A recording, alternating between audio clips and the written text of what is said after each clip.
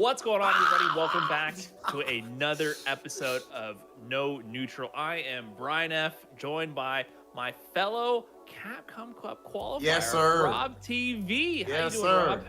I'm feeling good, bro. Like, honestly, as you can see, I'm pretty much smiling ear to ear. I feel like it's really just hitting me more and more, no BS. Like, even just sitting here talking and thinking about it, it's like, man, we really, think about when we first started No Neutral, bro. And now, fast forward to now, we're looking down this season, like, how's it going to turn out? And, now we both made it, and we're getting closer to the end, and we're getting real close now. We're in the final stretch of the CPT to see who's going to round out this bracket. And, of course, we're going to have one of the most entertaining top 8s after this show coming up. But before we get into the action, of course, we have to give a big shout out to our co-host in Japan with Team No Motion. Thank you so much for bringing No Neutral to the Japanese audience, and thank you so much to all the Japanese viewers for always tuning in, supporting the show. That said, there's a lot of things that transpire after a big event. You kind of see where the dust settles after the bracket concludes, after the hands get thrown, and then people start to formulate ideas. They start to come to conclusions that they think are backed up by evidence. And this, of course, always leads into a little bit of friction, especially with the different USA regions. I don't know how we keep getting dragged into this, or I guess maybe I know how. Maybe it's because of you. You're dragging me into this. It's not me. We'll see. But of course, it's always Midwest. Midwest has always been kind of the middle child, literally, in more ways than one, huh? We got the East Coast in the USA, the West Coast, who have always been the dominant regions, both in terms of, exposure and kind of the credit they get. And, for a while, we got to be real for a while. For a while, skill. Yeah. The skill and the placings. But, are the times changing? Have things been changed? And I think one specific coast is trying to step up and challenge that. We're talking about the West Coast here. West Coast versus Midwest. Yeah. Well, and that interview after I won CPT Midwest 2, what happened is Ultra David, he had asked, he's like, so how do you think the Midwest stacks up to other regions in the world? So my natural response is, I feel like it's kind of wild to compare it to just the world regions, but I'm sure that what's really coded in that question is in America, right? Because I think most people would just naturally think, just because of history, and just because of history, okay, it's East Coast, West Coast, and Midwest is like the easy one and all that, right? So I made it abundantly clear that our bracket was easily harder than the West Coast bracket. But in general, now it looks like we might actually have a 5v5 or 7v7. I'll tell you what, the more people you add on, the worse it is for them, in my opinion. But I'm going to do my best to be unbiased because we don't have a West Coast representative here right now. That region is good. Well, you know what? I can rep the West Coast. You rep the West Coast today, Brian. Yeah. You know what I'm saying? You do that. So being in Texas, it's kind of like, I was in Midwest in Wisconsin for the majority of Street Fighter V's lifespan. But no, I get to compete in WNF. I get to see the players. So I know, I think with both regions, there's the killers that don't get the shine. It happens everywhere you look. But, I guess why we're really talking about this is specifically because Chris CCH and you were saying that West Coast versus Midwest, you're vouching for Midwest taking it free in a 5v5 kind of format. Yeah, he said they'll smoke them. He said they'll smoke us. But the crazy thing is, though, so just so people know, as far as the whole stuff of bringing up, as far as Chris CCH and everything, I was watching an interview with Stack Bradford, and Stack Bradford has that content series, and he said that when he was ripping up the paper after he beat you, Brian, he said that wasn't even really for you. He said he was looking at me. I didn't see him looking at me genuinely, right? But my thing is, first, there's gonna be multiple things right here, young buck. First and foremost, I think you had a very good pop-off. You had a nice performance there, and I'm proud of you that you're having your little come-up right now. Kudos. They need to have you on Street Fighter League, on UIU, and all that. I'm an advocate for that. But with that being the case, let one of the gods are popping off, Big Hollywood. Let me tell you how to do it even better. You show that type of the papers and all that you want to rip up, show it beforehand. Brian don't even know you about to go rip. Did you know he was going to do that? I didn't know what was happening at all. You had no idea, right? Now, wouldn't it have been a lot more badass if he showed it beforehand? Like, the next victim, or something like that. And you know what I'm saying? Maybe, but there was a light bulb moment. There was definitely a light bulb moment to me when I was like, "Oh wait, I'm the final target." There was definitely a moment where I was like, "Oh, I came to the West Coast and won WNF, and that kickstarted all of this." Yes, you started a whole lot of yes. See what actually, yes, that's just an innocent bystander here. I didn't even think about that. Yeah, you're a big part of this drama story because you went over there and we're talking mad trash before you even played in Wednesday night fight, saying you were going to win it free, and then you did, and then you tweeted West Coast is free. Where did this mad trash come from? First of all, well, I'm not saying verbatim. I didn't say they were free. Oh, what did you tweet? After you won. I just put up, okay, all right. I guess I invited them to read between the lines. You're not wrong about that. I just put up the stats. I said it took me 50 plus tries to win NLBC, but I won my very first WNF. Yeah, bro. Yeah. Come on, man. I never explicitly said the word free. Let's be fair. Yeah, okay. Well, just to put it all on the table, man, let's just think about, like, just for an example, a hypothetical 5 or hypothetical 7 as far as the Midwest brackets. I want to make sure we're clear on that, because people talk about our CPT region, for me, because of hating or because of historical bias. So I don't think that some people even realize that it's not just the Midwest. Like, that Canada is in it, that Texas is in it, that Alabama and these places are in it, in the Midwest as well. But a hypothetical 5, I would say myself, Rock TV, I would say Brian F, of course. I would say Dual Kevin. I would say, let's say, Mag Negro and Joey. Let's say just 2 more hypothetical. You could go Just a Kid. You could go Safe. You could go Brutus. You could go Dr. African. There's so many. Did you just hear Chakotay? Yeah. That's 10 right there, bro. That's 10. Okay, now let's go to the other side, because I want to be as unbiased as I can be, okay? You have, I just named 10 people, everybody I said was just cold. Now, Nephew, Chris CCH, right. Samurai, JB. Pretty good. Okay, they're all very good so far. I named 10 on ours now, right? Okay, who am I missing? Let's keep going. You can help me. No, Brian, don't laugh. Yeah, you tell me, bro. No. I'm tired of these lies. Let's keep going. Let's keep going. So we got Samurai. Now you're judging my memory here. Okay. You got Samurai, Nephew. I'm gonna go to some guy who's been on my mind for a bit. Flaquito is kind of one of the unsung strong players in the West Coast. Let's keep going. Okay. Luigi. I'm sorry, Chris T. Okay, Chris T. See, if you bring out the sleeping giants here, Chris T. But he's don't playing forget right Luigi. Now. What do y'all want, West Coast? Myers not playing right now. Yeah. The problem, that's the problem with the West Coast is, like, I think a lot of the sleeping giants aren't so awakened. I'm talking about these brackets. It's only our bracket, their bracket, bro. Who in there? What's up? Where we going? Are we going Mia? Mia been killing over there. Yeah, Mia been killing over there. Mia, that's 8. What do we want to do? It's not like I'm having a hard time remembering players. It's that I'm trying to think of the best possible. Bro, are you telling me? I know that y'all, I know I have plenty of fans. I know, and I have plenty of supporters and all that. So I know it ain't all, but even for you few people who just hate to see the truth or have your historical bias, look at the names I just said for our side, bro. I just named 10 and I could have kept going. Our bracket is way harder than that one.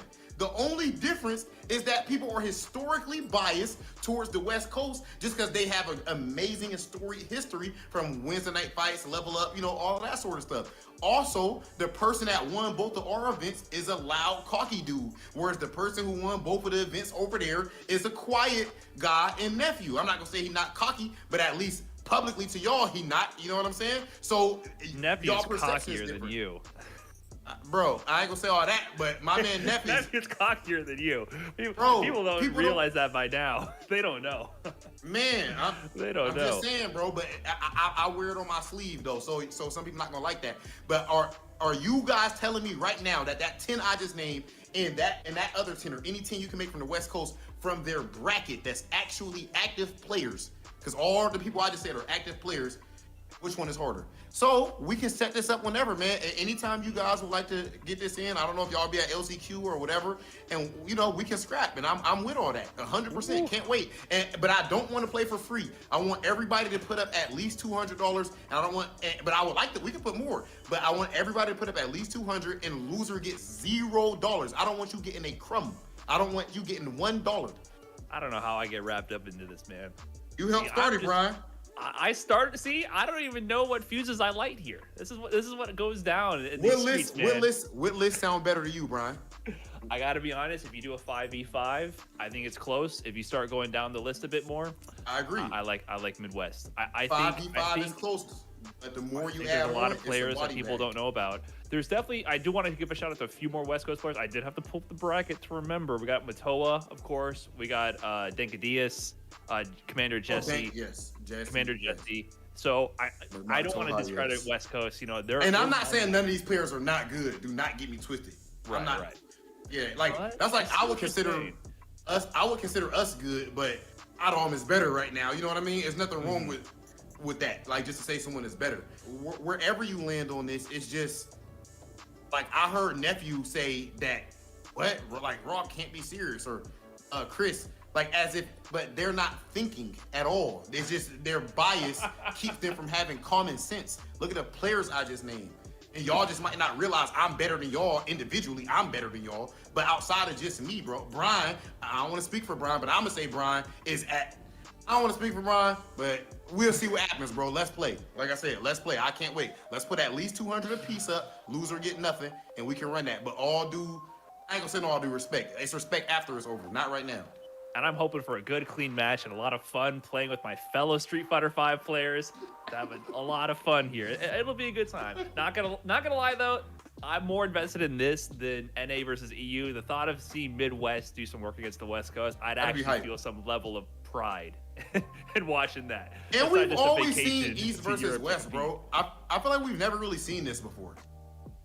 We'll see how it all goes down in due time. But maybe on a lighter note, maybe something a little bit more of a fluff piece for you guys. Since we're done beating our chests here and fighting about who's the best region, because that's what we do half the time on this show apparently. Yes. Talk about who's the best in America, because that's what Americans do. Okay. Yep. Let's talk a little bit about what your character says about you, because that's the special thing about fighting games more than most any other genre, is that when you're picking a character, you're kind of making a statement about how you like to solve problems. You know what I'm saying? Like, do you like to be the Swiss Army knife, or are you more like, when all you have is a hammer, everything looks like a nail? It changes how people perceive how you approach things. It gives a bit of your character, your personality. So what does your main say about you? I'm gonna go first because I've been wanting to get this off my chest for a long time, and you hinted at it earlier. So I'm gonna call him out. I'm talking about Karen players. Oh, I'm talking about Karen players. Okay. I'm talking about Balrog. I don't understand why you play Balrog. I was trying to guess it in advance. My bad. Not quite.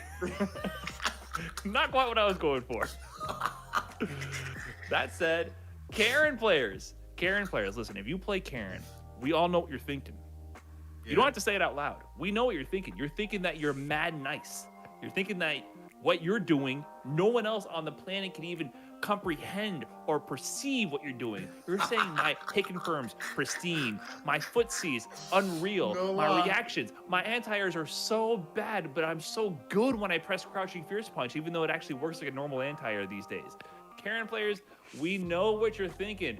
I mean, maybe you are that nice, maybe you're not, but man, it just bleeds through the gameplay no matter what. We can tell that underneath it all, even if you say GG's in the end, you don't mean that. You mean that you're better. Through and through, you think you're better. Bro, it's so funny hearing you say all of that. Some people probably would think that there's like some kind of just like, that is not true that your character will say something about. I'll 100% think that it does. Like, even as far as how the character look or the character's playstyle. Like for me, with Karen, for example, or in general, as far as playstyles overall, I probably would never use a character like Dawson or like Minot or something, or even like Poison, because I don't like the idea of running away. I just didn't really like grow up in that way or per se, so it feels even when I play fighting games, it feels very like I feel like I'm the one under pressure, or like I'm, you know what I mean? Like now, if it's a conscious just choice against this player, and I'm trying to make a like I just want to time him out, or I think it's the best decision here. But if my character just has to do that at all times, I could not do it. I also like to have a character that just hits mad hard. All right, yes, you know, like I'm not really like a risk averse type of person. Like when I go to the casino, oh, you know, we went to the casino together. I've seen you on the blackjack tables, unfortunately, and how successful you I were won. playing how you did. So unfortunately, I have to vouch. Yo, for it. we are. As much as That's I don't actually want fascinating. to, as much as I don't want to vouch for how you won, you did win, and it was very risky. Yeah, I Some actually might use was some other down. words for that. Some might use some different words for how you played, but I'll just say it was risky, but it The paid off. funny thing is, you played really slow, Brian, and then you were doing great. You were doing better than everybody. And eventually, didn't matter. It did not matter. But where I was like, hey, I'm gonna put X amount on this one hand, and bam, like an inferno, you know. But I think you can kind of see that. I think you can kind of see that in like my gameplay some. So I think that does matter. You know, somebody who actually I think is a prime example of this, Itabashi. Because I think it takes like a special type of just free-willed human being to decide to play a 50-50 casino machine like Zangief and go to tournaments. Travel. What's a flight from Japan to America, guys? Like 14 hours or something like that? Come on. My man travels that far on a coin flip consistently and smiles the entire time. He jokes on the stage, looks into his opponent's phone and all that. He's the prime, like the prototypical Zangief player. I mean, he's enjoying watching you stress because the fact that he doesn't know what he's gonna do and you don't know what he's gonna do, just makes prime source of joy. So yeah, if you made a grappler, especially Zangief, I feel like is really boils down to that. Like, speaking of trying to win fast and bully, Urian mains, because Urian, you know, Yo, they are you already the brought prime up example. I brought up Karen. Urian players are a lot like Karen players.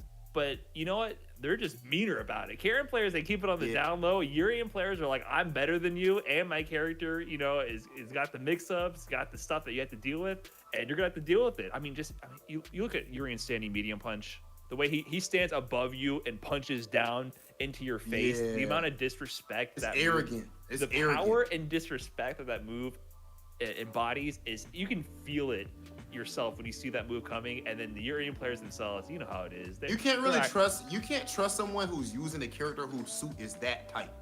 You know, and yeah, Urian players definitely. And I hate the fact that when some people, the last type of person I bring up, and Urian players are included in this group, it's just people who like will use a character with a ridiculous V trigger, some like V trigger 2. With Seth, with Chris TCH, for example, you know, what he's doing to people, or Shien, or of course Urian with Aegis. When they hit you with that stuff, this is the thing, they're not wrong for hitting you with it at all. When our homies hit us with that, there's nothing wrong with it. However, they feel like, I think they get the same emotion that like I would get from whiff punishing someone from that. Like I think they get the same endorphins to their brain as if they did something. But the difference is I just outplayed them. Like, if I just whiff punish you, that means that I baited you. Did you? I got you to do something. Did you? You see what? Let's go back to the first character I brought with. It's true. Karen players. It's true. That's a nooch. That's big nooch. That's Isn't the biggest 50-50 of all the neutral game? I mean, yeah, but not. Come on, bro. At least mine look pretty. You need somebody with Aegis to just do overhead. I don't know. Aegis and those Seth V Trigger 2 50-50s, they're kind of pretty, not gonna lie. The metallic sphere exploding pretty and or exciting?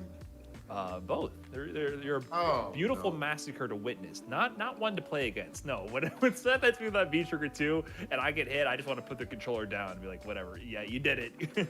Great. Yeah, bro.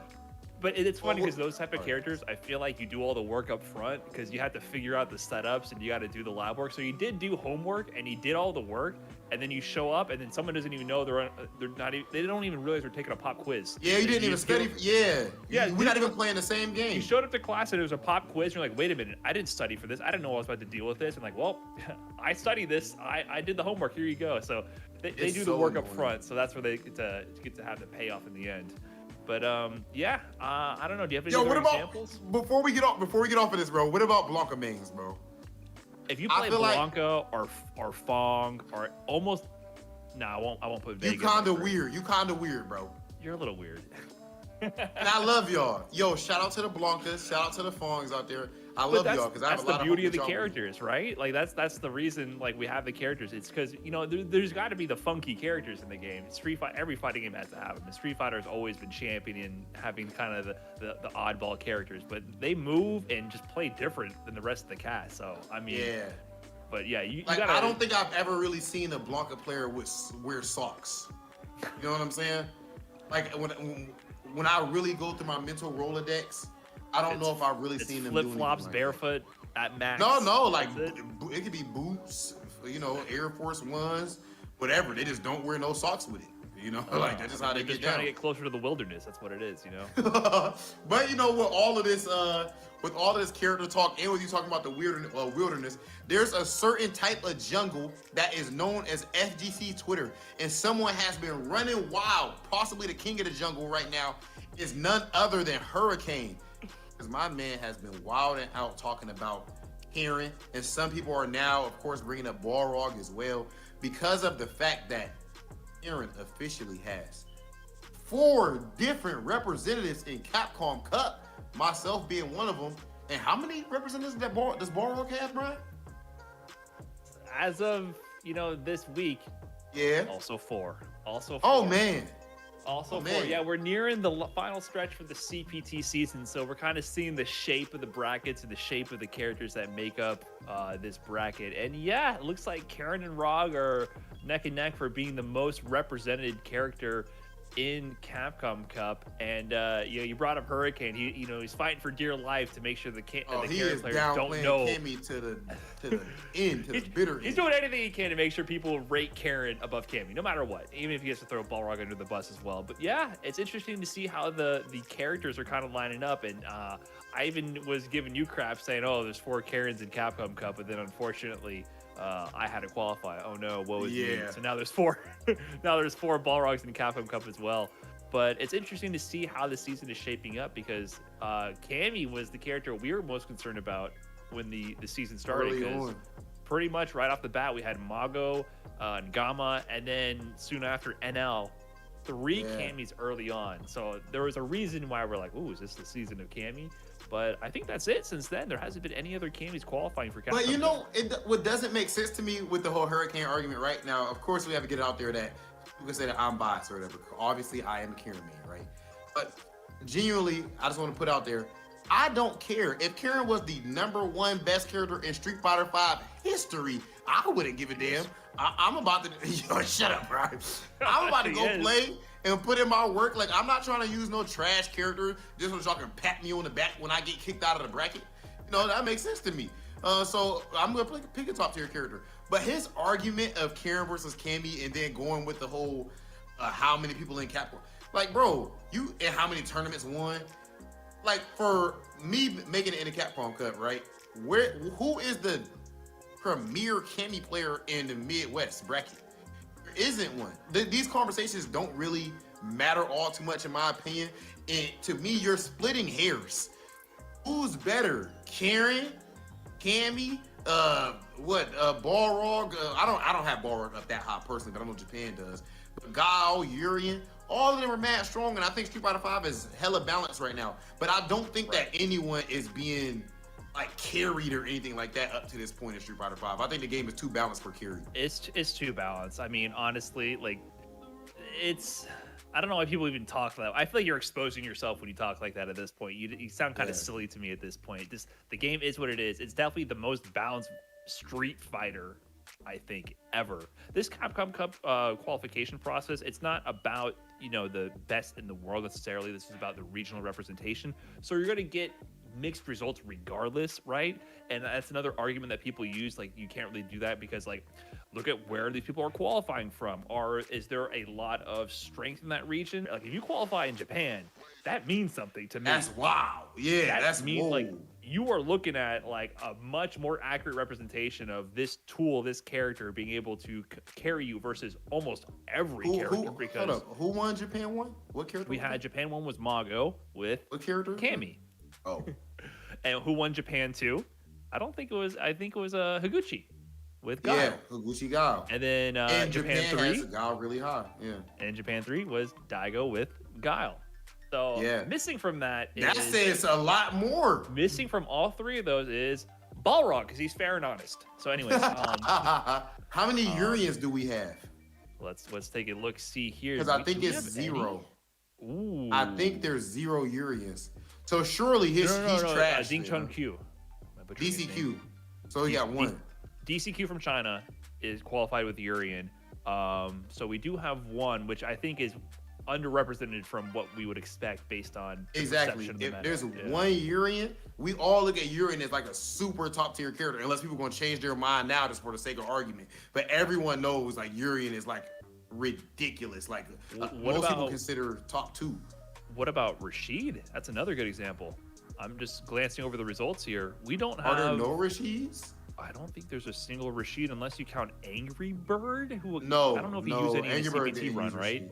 No. He didn't use any. Okay, so he didn't use any Rashid. So yeah, I don't think there's a single Rashid who's qualified. And Rashid is definitely in that conversation consistently. I think he's a little bit lower these days than like the Karen and the Cammy. But yeah, I 100% up at that level. But he's ridiculous though. But I do not think there's too much to read into hearing there being 4 qualifiers. And I'd also like to point out there are 4 Karens and 4 Balrogs currently in Capcom Cup, but there's still a lot of different character representation within this bracket as well. And even like some of these Karen and Balrog players, they play other characters as well depending on the matchup. You know, I think I'm more one of the solo mains, and you're mostly a Karen main, but you have other characters in case they're needed. And same thing with like Oswald, he's a Balrog player who also plays Laura and Poison. And other than that, there's a lot of variety in this bracket. There's Cammy, Guile, Sakura, Colleen, Kuma, Urian, Dalsim, and then Mena, whoever Mena's gonna play. We got a Nash in there. We have Sakura. We have Falk.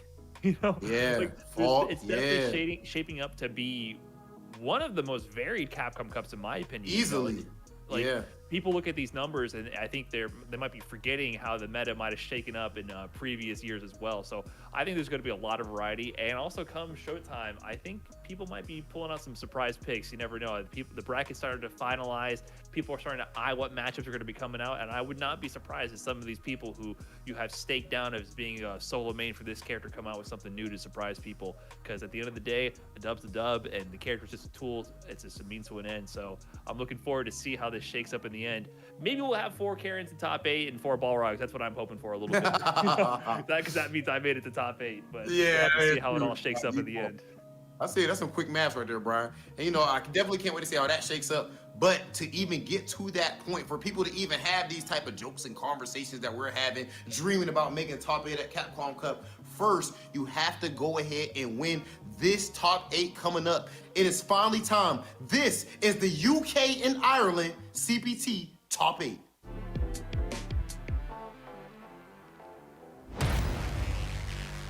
Lock and loaded, it's time for war. Can't start a show without the star. This is the path of my destiny. Come on, let's turn up the heat. About time to finish this.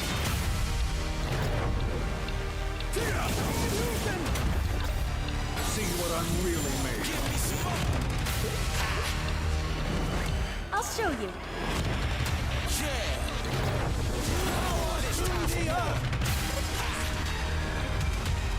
How do you like this? It's time for war. That is the truth of what you must seek.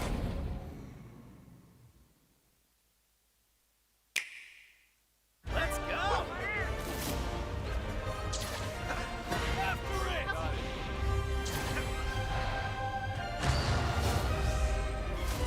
Fear my strength. Have a taste of this!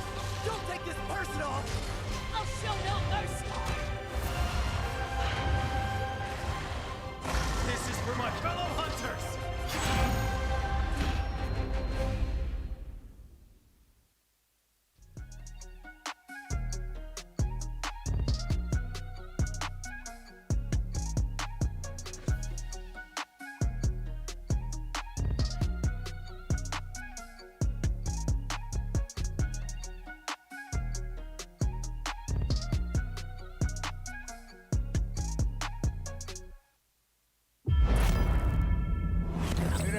Okay, to run off to mom then.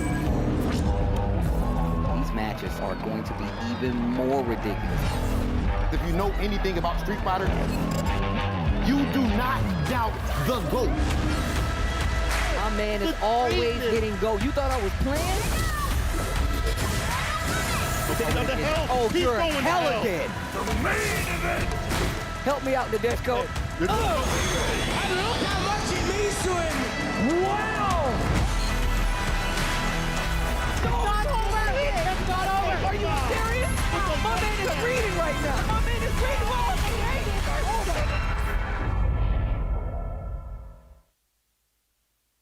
And we're going to have to channel our inner wows today, all our inner mandems, the tangs, and all that, David, because we are here representing UK and Ireland, too. We're going to find out who qualifies for another beautiful top 8 at the Capcom Pro Tour. How are you doing, Ultra David? I'm excited, of course. This is one of the best countries in the world when it comes to Street Fighter V. They have been very, very strong in Street Fighter for a long time. And super excited to be here for the second one and final one for UK and Ireland. Exactly, man. Top 16 was bangers all throughout from top to bottom. Great stuff. And, I mean, we started with some of the heaviest hitters in the bracket in the losers, right? But they've survived today, and I can't wait to see what they do in the midst of all the Street Fighter. But, of course, they are playing for a prize pool today, right, David? Top 4 is going to get paid out for that $5,000 beautiful USD cashola, and I can't wait to see who goes home with it. That's right. It'll be the top half of our remaining competitors. Let's briefly talk about that top 16. You referenced it. It was really great. Lot of very, very fun, very close matches in this top 16. And I think some of the ones that stand out to me most are maybe One Step Layered and how strong his Karen looked. I thought that was great. The Broski versus Hurricane match was just super fun. Yeah, it was. Seeing Oro in top 16 was just awesome. It didn't work out for him. Shout out to Hurricane who moved on, but I thought that that was really fun. Yeah, absolutely. And then Infectious and Indy Walker, very close set, right? It really came out with Infectious testing Indy Walker, who we found out is quite a young blood when it comes to the fighting game scene and just life in general. So it was, I think, a good plan for Infectious to try to test him early. But Indy Walker proved that he was solid, composed, had a great ground game, and Infectious adjusted like the champion he is. And, of course, Soundboy 2-0 over Shivs, who also made it into our top 16 in losers. Just impressive play on the Cody throughout. 100%. Yeah, let's talk about loser side. Here's a look for you about what happened.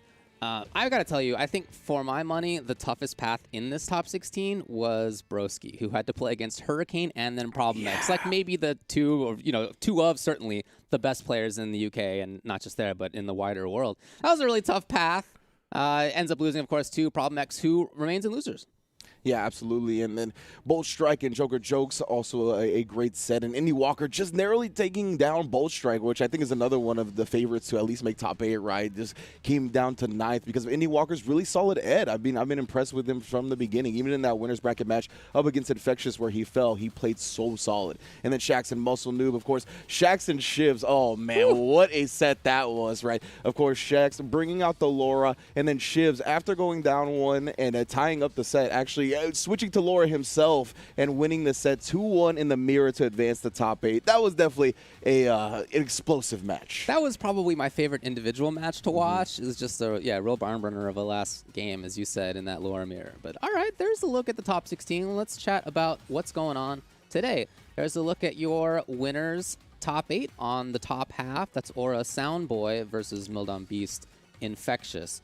And then we have Hurricane versus One Step Layered. Of course, Shivs versus Ending Walker, and then Mouse Problem X versus Gunslinger. There's a lot of different storylines to talk about here, including some of these players being players who everybody knows in the world. If you pay attention to Street Fighter, you absolutely know Problem X, Hurricane, Infectious, at least, if not more of this list, but you certainly know those. You may not be as familiar with people like One Step Layered. Yeah. You may not be as familiar with people like Soundboy or Ending Walker. And I think it's super cool to see that this scene continues to have that like up and coming. As strong as it already is, it has absolutely that up and coming list of players, and they have shown up big time in this top 8.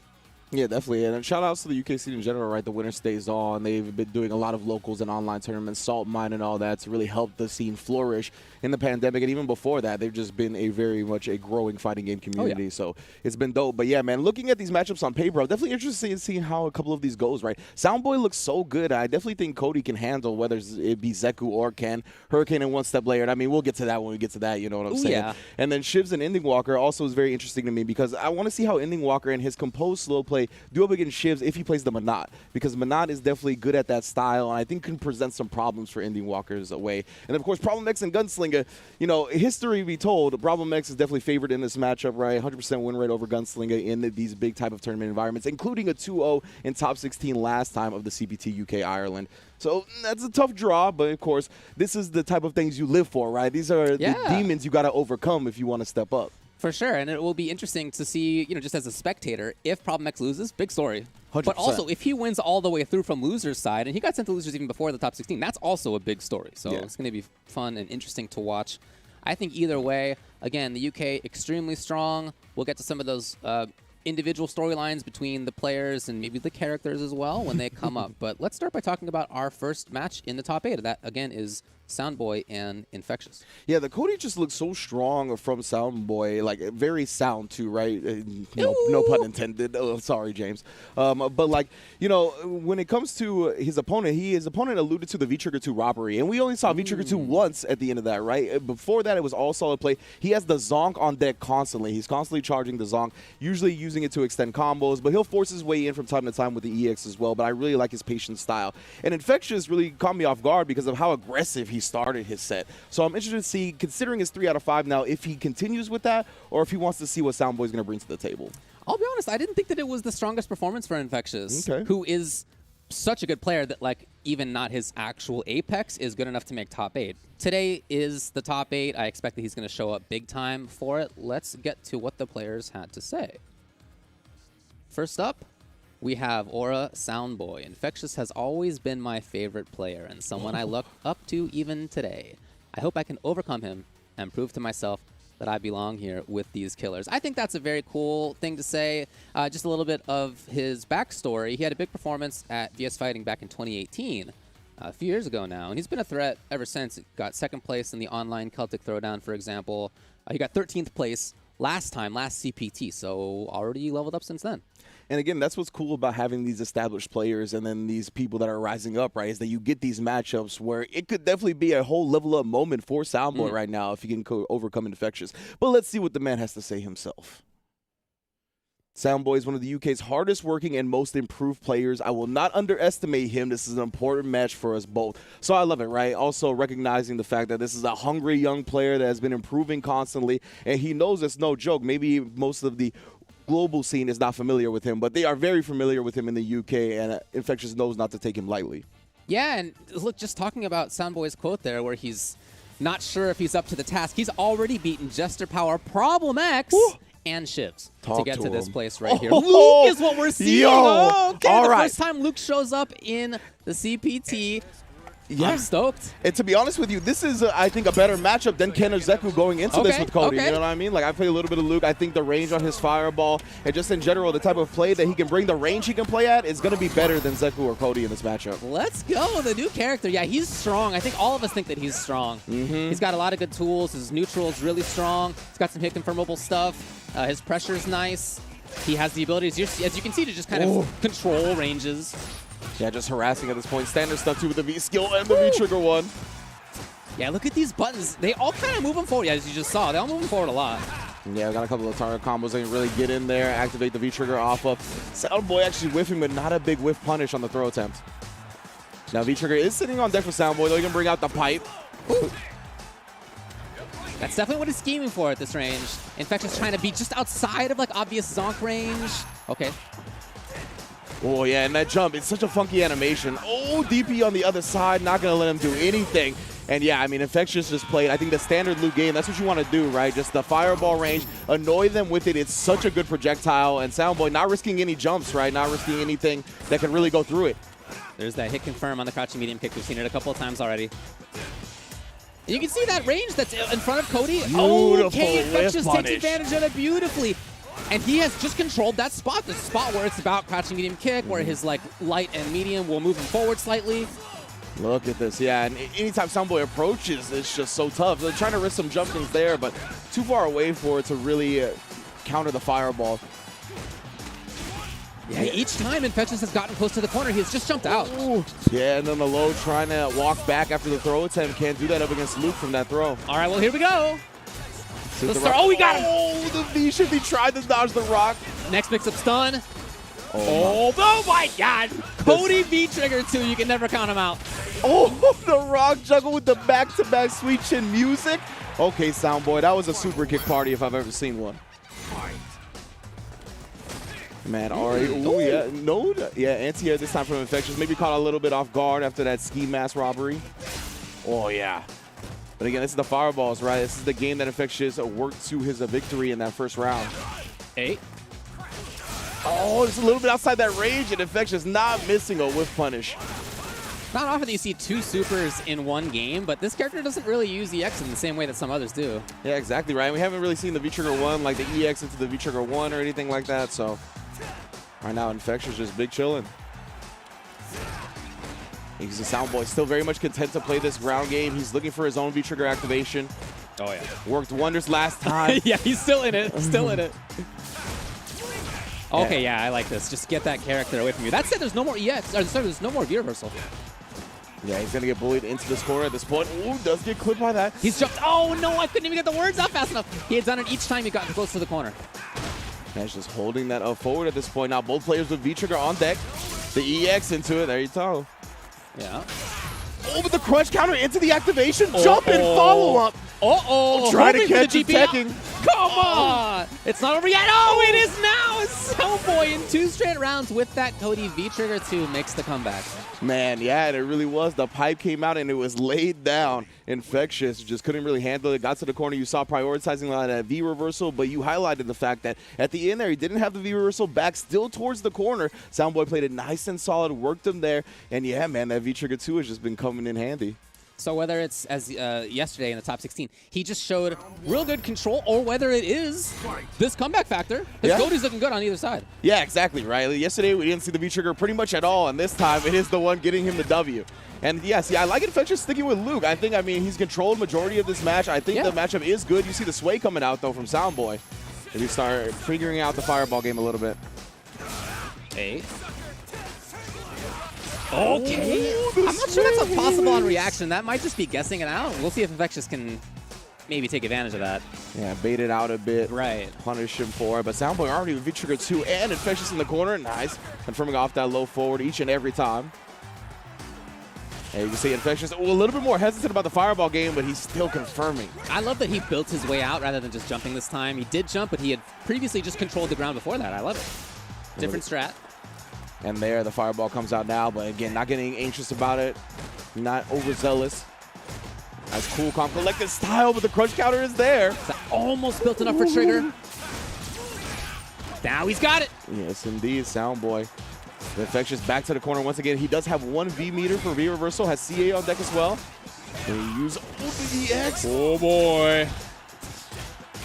Challenging still is Infectious. The jabs almost bring him out of the scenario, but the plus frame jumps out, and the trade, it is Infectious just barely living and afford the trade with just a small amount of health left. And yes, we got the throw in the corner now. Infectious maybe can apply some of this offense that Luke is definitely good at as well. Some frame traps, but right now it's just been all control. Yeah, there's the crush counter, crumple to his knees. Oh, he had a level 2 charge. Oh. First big pressure series for Infectious. He backs off, he was hoping for something. Here we go, though. Oh, the command throw reset. Put the rock on him. Yeah, just respecting it. Yeah, absolutely blocking it out as Infectious. EX, all right. V-Trigger now, so yeah. He could use the V-Trigger just to see if Soundboy's flinching. Long range projectile, lots of damage as well. Oh, but no, Infectious the one flinching this time. Big damage here, the pipe.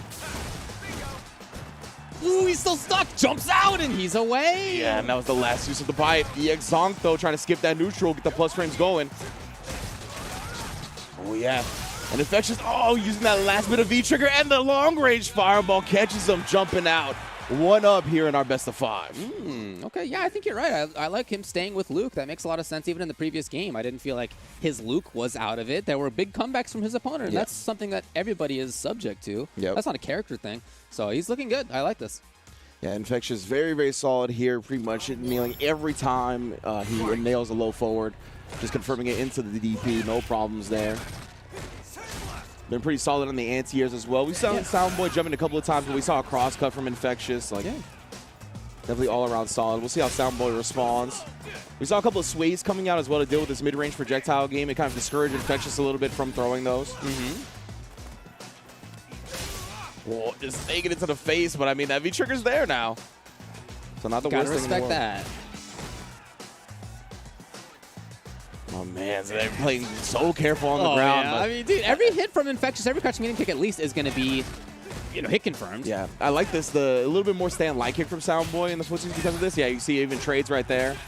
Ooh, it had the zonk confirm on deck, but no, drop the follow-up. There we Way go. out of the corner too, not just damage. Got one bar. Trigger. Oh yeah, he's gonna dissipate that with that and recover in time not to get killed by the jump in. Soundboy. Okay, Infectious all of a sudden first time walking forward for the grab. Soundboy, he needs it. He needs it. Infectious trying to block it out. Oh, not safe enough on that jump, my friend. Infectious with the DP on the other side. Yeah, I really like him walking up in that instance because he still had the V-trigger loaded, right? And you have so much respect because of the damage output on that V-trigger. Just eating a projectile for that much damage does not feel good. Ooh, whip punish. Okay, let's Taking go. advantage of that. See how far he moves with those standing punches. Finally an anti-air. Not too much, but he's at least paying attention to that. It's a good sign. Yeah, Infectious once again escapes the corner. And back to this control. Yeah, Holding on to easy. fireball range, occasionally walking up for, to at least threaten crouching medium kick, just like this. Keeping his eye on anti-airs too. It's a really strong neutral game. Yeah, that Soundboy, he's been trying a little bit more stand medium kick now. Again, just trying to figure out these buttons that he can contest loop with. Oh, as soon as he steps up and thinks he can do it, the roundhouse to the dome piece. CA on top of that. Gonna be lots and lots of damage. Soundboy, life support. He needs a lot of work, but he's got that pipe still. Oh, huge jump finally! Oh, it's doable. It's doable. It's the full zonk combo as well. The V-Bray gonna avoid the zonk. Got him. Oh, right out the air too, the juggle point. No EX available. Oh, you used it as a frame trap, really? Got him. Oh! Soundboy, how does he do this, brother? Pipe comes out, you just can't handle it. By the way, not just pipe. That comeback actually started pre-V-trigger activation. True. The big jump in, right? Finally over the fireball, which Infectious had been utilizing so well. Oh, already in this corner. Sudden offense. And not backing off as he had. Look at this man. He knew when to go in. And he's got super.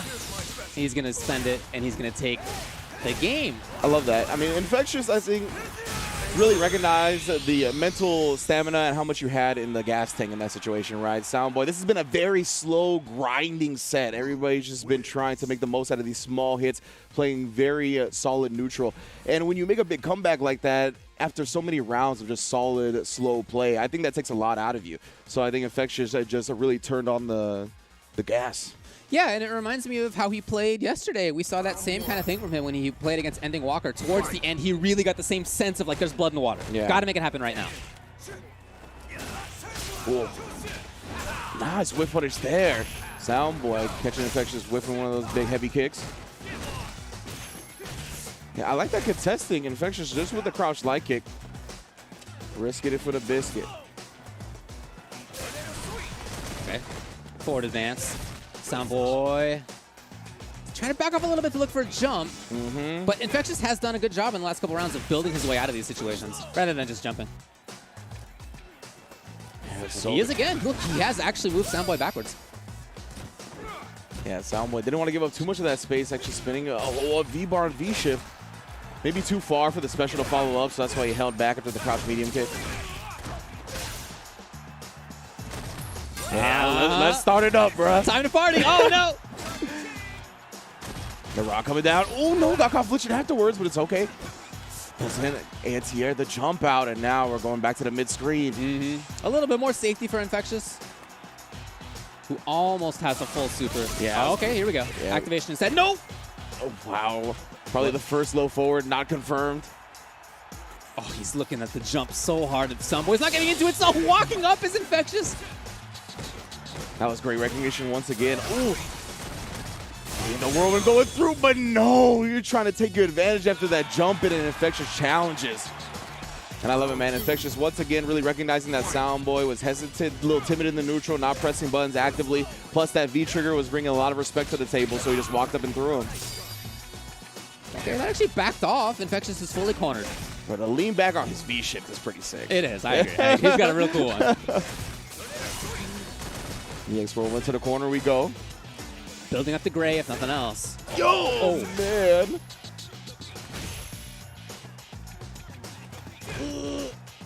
Soundboy trying to move in. Yeah, that's the thing. He has definitely been a little bit perplexed about how to approach Infectious at this point. Oh, no, and even the stand light kick getting punished. Yeah, now going into the Zong, unfortunately, and then thrown towards the corner. It's a great choice. Now that whole screen behind him, he can play on this top Joy Street Fighter Duel stage. Yeah, just chilling. Sweep a little bit too far once again. Of course, Soundboy looking to try to approach to get that V-trigger activation, but Infectious putting a stop to that once more. That's really where the hopes are at this point. Okay. Yeah, even... Oh, no! Not against Cody. Not against Cody, V-trigger too. Oh, no! He even backed up to try to prevent that. Oh, nah. That is a heartbreaking way to go down in that set. Soundboy looking for the jump out, but I'm not sure if his option got stuffed or what ended up happening. Unfortunate. And Infectious finds his way to escape the corner as he did time and time again in that set. And that Luke going to winners finals. Luke, he's really good. Yeah. Can we just say he's a very good character. Somebody yesterday was talking about who the best Shoto is in the game. Oh, yeah. I think it said it was Ken. Nah, you got the wrong blonde fella. Yeah. I think it's that guy. Anyway, congrats to Infectious, who moves on into winners finals as a result. We have one other winners side matchup for you. Check out the bracket here. Remind you of what's going on. That is going to be Hurricane versus, as you can see up there, One Step Laird. Indeed. So this is going to be the Cammy versus the Karen. And, of course, you know, we've been alluding to it. Hurricane has had a lot of opinions about Karen on Twitter, calling her like the best character in the game throughout all the patches and whatnot. Yeah. And, of course, you know, playing Cammy, the same argument could be made for that character, right? Sure. So, I mean, it's going to be interesting to see how he deals with One Step Laird, who looked very solid on his Karen yesterday, taking it 2-0 over Gunslinger. But this was, yeah, the replays from the Infectious and Soundboy said. Just really solid, right? And Infectious just doing what he does best on that Luke. And, yeah, I think he did pick the best character in his arsenal for the matchup. Yeah, I liked it a lot. And look, even though it was a 3-1, not a 3-0, that 3-1 required some really cool, interesting comebacks from Soundboy. A lot of that game even still was controlled, in fact, by Infectious. So I loved it. I thought he played extremely well.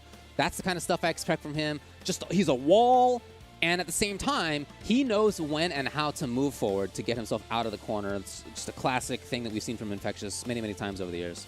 Indeed. So he's going to be moving on, of course. And, yeah, as you mentioned, we're going to see who's going to join him in the winners finals that's coming up next. Or, excuse me, the winners semifinals is going to be coming up next. Hurricane and One Step Laird.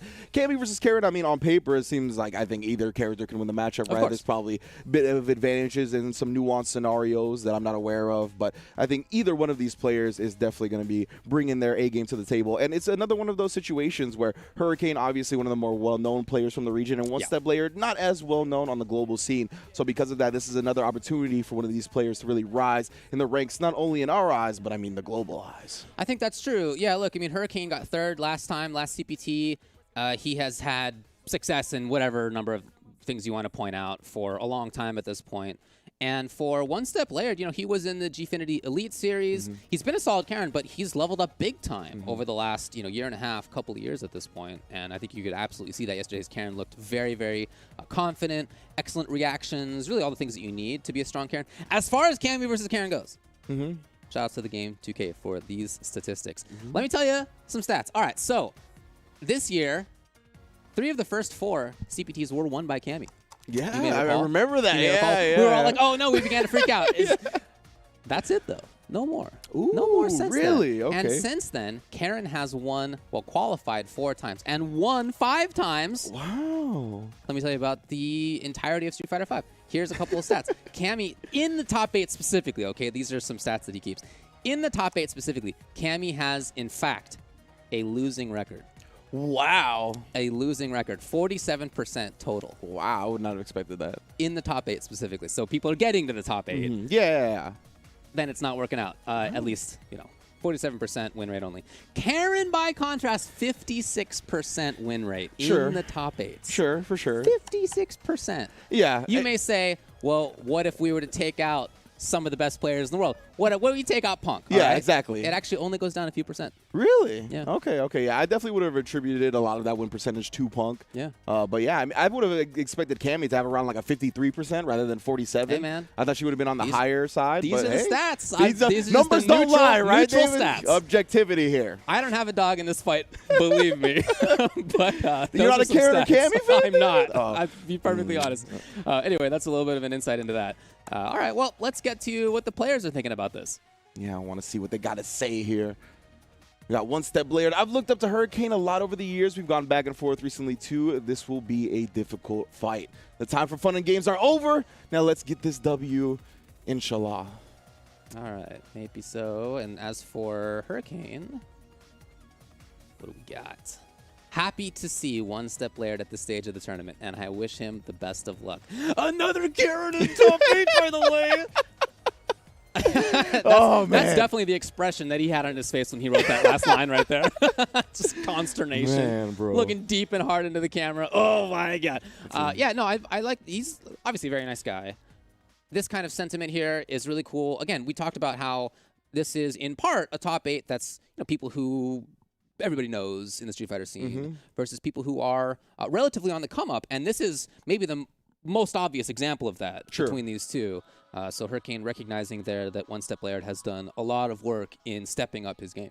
And I think it's cool because we saw a similar sentiment with Infectious and Soundboy, right? Infectious definitely recognized his improvement and leveling up. And I think that's just a testament to the UK scene and their camaraderie. Sure. Right? I think a lot of these players that have been around for a while, that have been good for a little bit longer than some of these players that have improved recently, they've improved recently because they've been playing these good players, right? So it's dope that the UK scene has had this love for each other and the support. But we are getting the matchup, what we expected, the Karen versus the Cammy.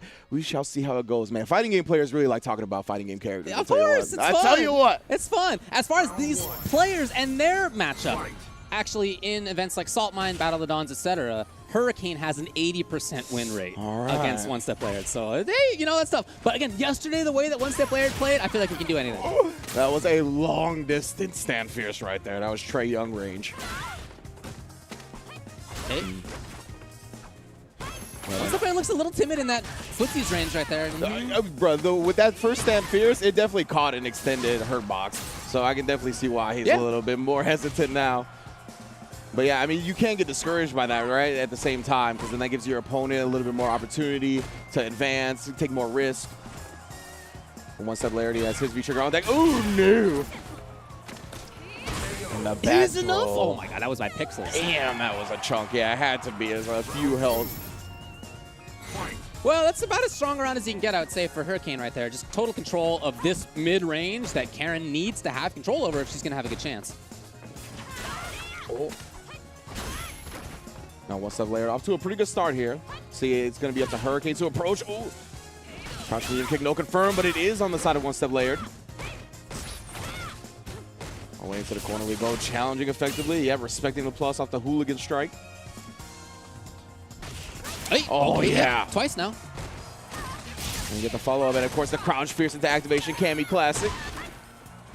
And taking the throw versus Cammy Classic. Walking it out. Patience here. One Step Laird has the life lead still. Yeah, not risking an EX reversal. Still not. The buffer in there came out as a couple jabs that could have been bad news. Here's Hurricane. He's got super. Yeah, definitely any hit. If he's able to connect this to the CA, that's going to be enough life. Yeah, I mean, same for the other side, too. Yeah. Hurricane knows. He's got to back up. Look at all the gray. Yeah, the plus frame's on that elbow, just respecting it. Ooh, the big swing into nothing. One Step Laird looks a lot more confident than in round one. Oh, stealing a turn even? Yeah, the back throw chip is an issue. He does have reversal on deck. Oh, but he's not going to need to do any of that. Nice check on the dash with the stand light kick. If you compare the end of that round to the start of round one, totally different story for One Step Laird. Looks much more comfortable. And both players full CA. Oh, no confirm. I'm surprised from Hurricane. Definitely saw the button whiff. That mean fierce. Okay. Oh, that's the whip punish I like. Just like that. Hurricane's in trouble. Yep, already at the corner. Stun might be imminent as well, but there. It's going to buy him some time. Let that stun meter deplete all the way and give him an advantage. Hey, escaping. Once the player has the life lead too. Oh! The last of Hurricane's V-Trigger was used on that as well. Stuffs the cannon strike. Let's go to stand fierce. One step layered up 1-0. Wow. You know, at the beginning in round number 1, I was a little worried for One Step Layered. I thought maybe the nerves were there in this kind of big situation. You know, CPT top 8. Hurricane's been here so many times. He knows Hurricane is so strong. Looked up to him. Absolutely. And I thought that may take a couple of games to get him through. But in fact, round 2 and round 3, he looked fantastic. Yeah, it really looked like he settled down after that very first round. Ooh, that's the confirm I like to see from Hurricane. Yeah. Not letting these clear whip buttons go unpunished now. Ooh, the sweep activate. He knew that was coming. Just counters it with a cannon strike punish. Beautiful. He's really giving... Oh, no cancel? Right back in. Again, smell blood in the water. This is the sign of somebody who has been here before. Yeah, not going to let his opponent start anything. Make sure they overwhelm him. Suffocation style in the corner. Yeah. Just jumping in like that versus One Step Layered hadn't worked previously, but right there because he was so flustered it did. Ooh, and another beautiful whip punish. Yeah, he's really manipulating the ground game now.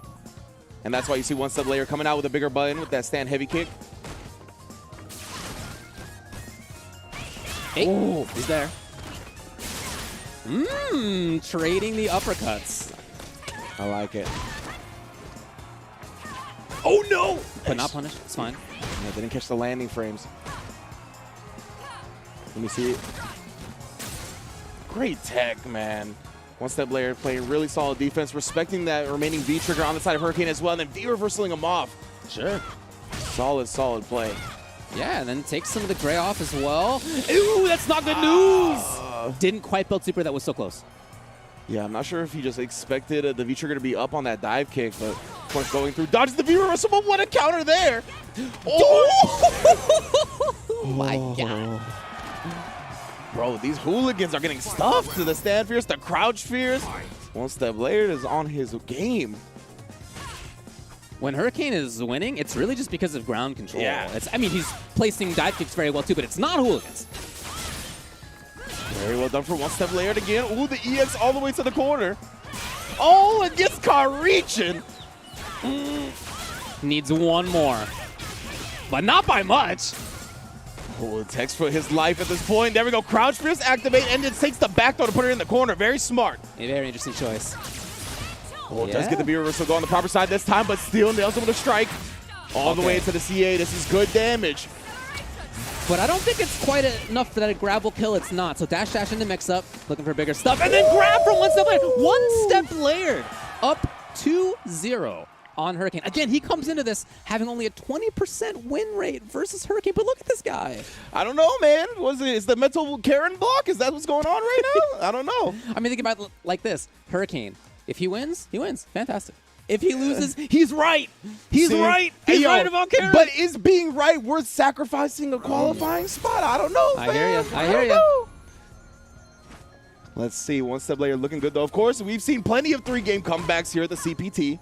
So not counting Hurricane out just yet. And I think that's especially true when it's somebody who has as much experience as Hurricane does versus somebody who relatively doesn't, like One Step Layered. I mean, that said. Hey, One Step Layered looking good once again, already in the corner. Stun bar over halfway, and I mean, one more throw is going to stun. That's why Hurricane risking it all once again. Crouch fierce activate, V-shift trying to get that space back. Spending all the red, he's out. One Step Layered with control. Oh, barely not getting that. And yeah, now Hurricane, slight life advantage. Yeah, he's got, well, they both have super. I guess he's gotten a lot of turns like that. A lot of command dash into grab. Okay, now checking. Oh, man, neither one wants to be in that range. They know the danger. Gets the dash forward, but yeah, just blocking it out once again. One Step Layered so disciplined. It didn't take the bait on grab, nothing like that. He's got the life lead even still. Oh my God! Again, the dash. Just so concerned with the ground game, respecting Karen's buttons in that range so much that the command dash into throw once again. But can he close out? It's harder than it sounds like. So far, looking good, though. Yeah, especially Hurricane was up and flustered, gets the trade combo. Oh, even the stun coming through. Obviously, a lot of proration here. What's going to do with it? Still good damage. Yes, the tech's there outside of crouching fierce range. That's who he wanted to be anyway. Here's Hurricane. Oh, does get a dive kick once more, taking him back to the corner with the rest of that V-trigger. Oh, finally resists the EX on wake up. Into the V-trigger once more. Hey. Wow, Hurricane. Just the double knuckle sandwich to the dome. This now is grab. Oh, okay, yeah, look, in that situation, you gotta make a guess. Grab would be death, getting hit would be death. That's just one of those 50-50s. Yeah, and that EXDP would have killed Cammy too, so it's like everybody was dying in that instance. Yeah. Oh, man. One step later, of course, still on set point, Hurricane. Some life being breathed back into him. Ooh. Man, she straight calls you weak. Yeah, she whipped and she said it. Yeah. Nice EX. One step later, really turning up the wake-up game, and then goes with the overhead, catches Hurricane flinching. Wow. Wow. Oh, now Hurricane. Hurricane down, crouching fierce. He delayed it enough that he got the hit. Oh, my God. Oh, no, it's... And he does get the landing frame punish this time. That's a lot of damage. Not enough. Leaves it on a pixel. What a tech. Ooh, there's still power in that dive kick. Oh, It's one step layer 3-0 over the veteran Hurricane. My. Getting into winners finals. What an amazing set that he just played. On a 3-0 too. One step layered. Wow. So he's going to be in the winners finals going up against Infectious. Whoa. Man, that was definitely some good stuff. And I mean, like you said, right? I mean, if he wins, he wins. If he loses, he's right. But I don't know, man. With the Karen you've been talking to on Twitter, you're going to need to make Capcom Cup to shut him up, bro. That's all I'm saying. Oh, boy. So one step layered. Look, he's already taken out Bolt Strike. He took out Gunslinger as well. Those are two very, very strong players. And then getting through Hurricane into winners finals. What a march. Yeah. Selling good, looking good. Again, he wants us to let you know that he sells clothes over at onesteplayer.gg. Oh, that's right. I forgot the plug. Good looking out. Yeah, I mean, the Karen was as solid as we saw yesterday, right? 2-0 over Gunslinger. Hasn't actually dropped a game in top 16 now that I think about it. So, God, I mean, you're right. One Step Layered has definitely been putting it down, letting people know who the Karen of the UK is right now. And yeah, he'll be seeing Infectious in winners finals, of course. But we got all kinds of losers action to go with after that. But, man, yeah, this was just solid. Even in this game where Hurricane made that comeback in that last round, right, still managed to regain his composure and take it over him in that very final round of Game 3. So, well done, man. Winners finals. Infectious in one step later, you can see Hurricane and Soundboy dropping down to the lower bracket with Shivs and Ending Walker and Problem X and Gunslinger awaiting. Looking forward to that. Before that, let's talk about compete.playstation.com. And what you can do over there. You can learn more about PlayStation tournaments. You can find more Street Fighter V action. There's all sorts of resources over there. If you're somebody who is considering getting involved more actively in the Street Fighter V scene, this is a great way to do it. Go to compete.playstation.com. Yeah, of course. You can also check out Street Fighter Duel, the Capcom authorized mobile game that is now available for download in Taiwan, Hong Kong, and Macau. Other regions are also coming soon. Follow Ryu, Chun-Li, and others to explore the mysterious organization, experience the classic stories with all your fighters, and recall your memories of the original Street Fighter. Counter, stun, combo, super, an impressive array of fighting game elements, and the innovative multiplayer combos offer you a new battle experience, challenging your strategy and control. A variety of PvP gameplays and tournaments with in-game rewards will inspire you to fight. The arcade legend is reborn on mobile. Download Street Fighter Duel now and join the journey with millions of players to find out who is the best fighter. And of course, we've already been on our way to decide who the best fighter is today. Gonna get that top 4 prize pool payout. We'll be right back with more action. Do not go anywhere. Time to fight, time to fight. Never give up, we won't retreat. The ones who stand after defeat. So fight, time to fight. Glory waits for those who fight. We unite, we are Street Fighters.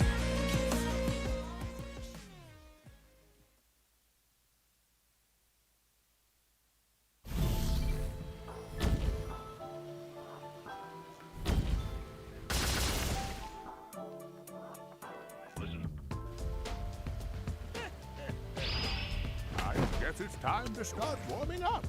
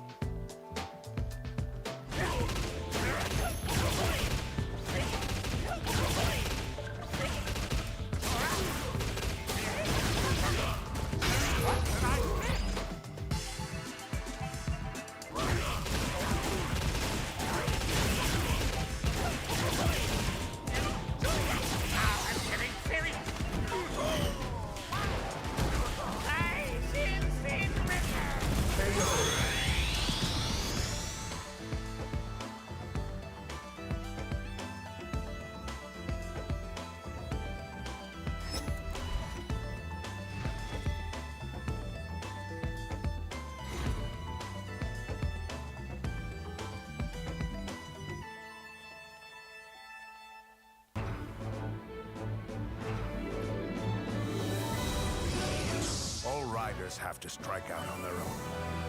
Do this.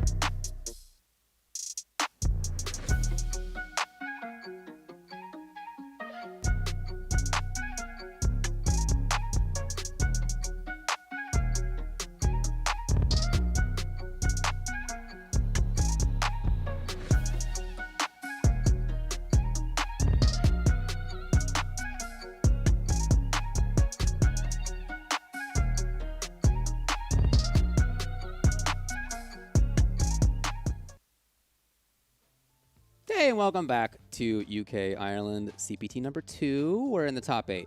And not just that, but we are moving down to the losers side of that top 8. We already know who's in the winners finals. Let's take a look at the bracket. Remind you what's going on. So, we saw winner's side.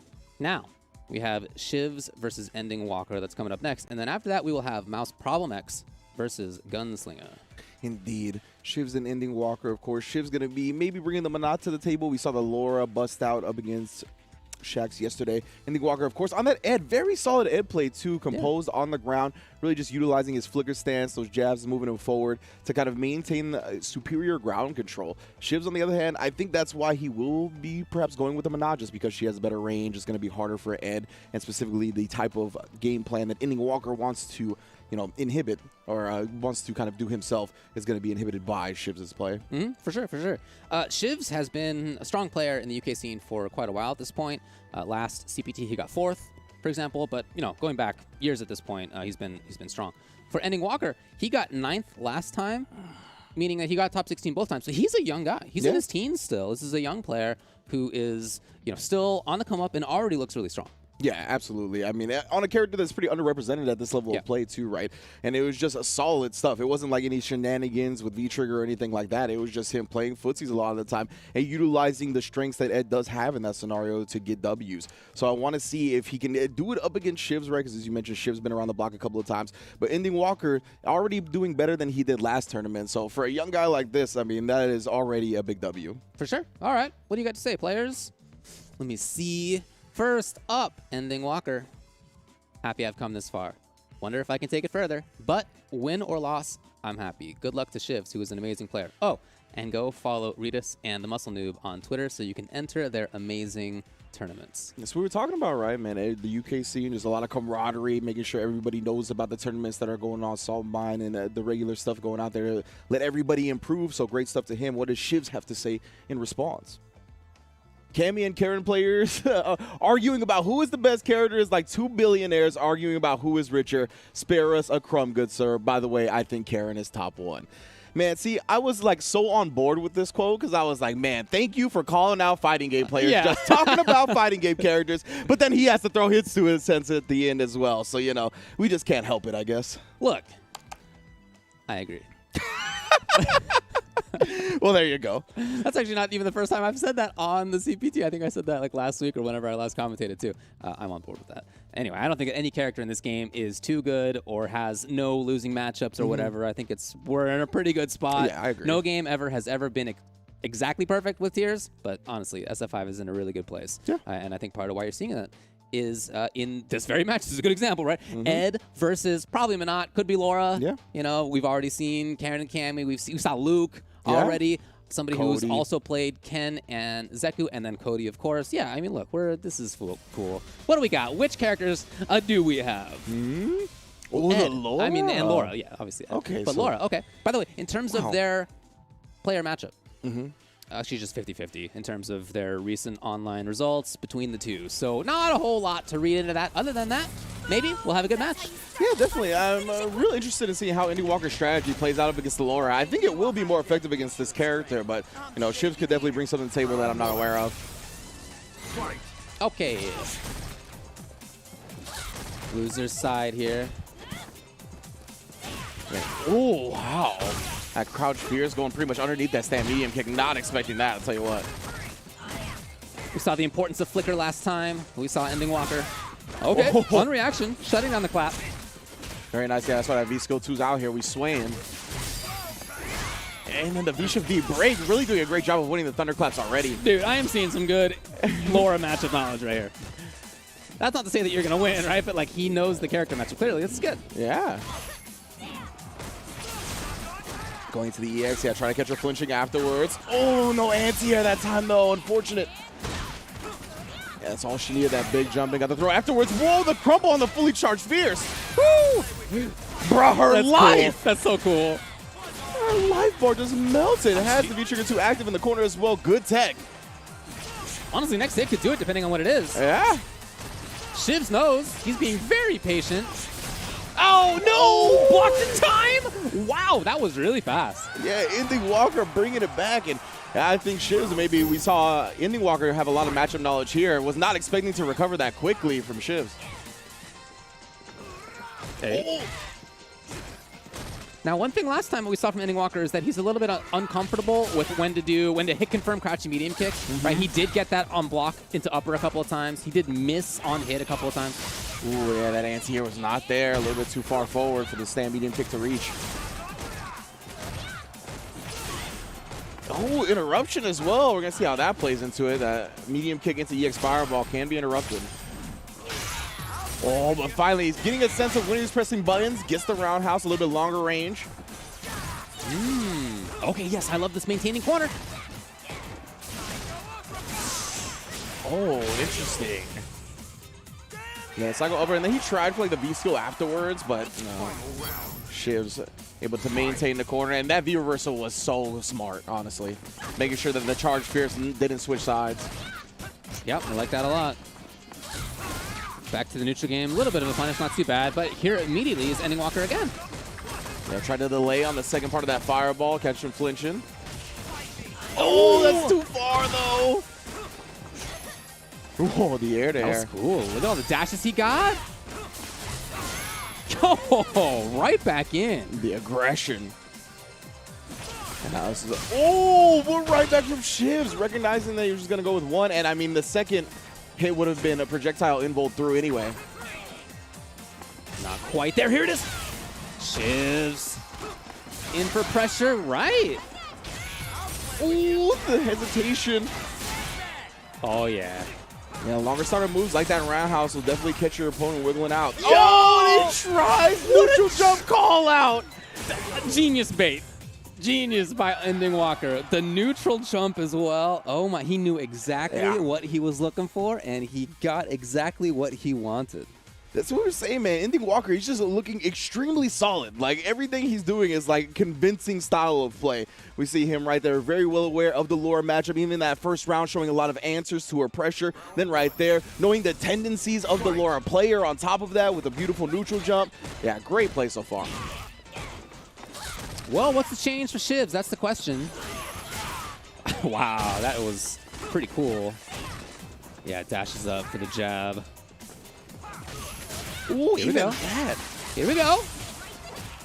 It's going to be tough to guess, but a little bit too far for the combo that we went for.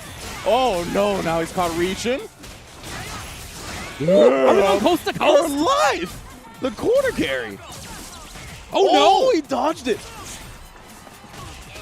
Oh, he tried for another step medium kick and got stuffed, though. Hold on, it's not over. It's There. not over.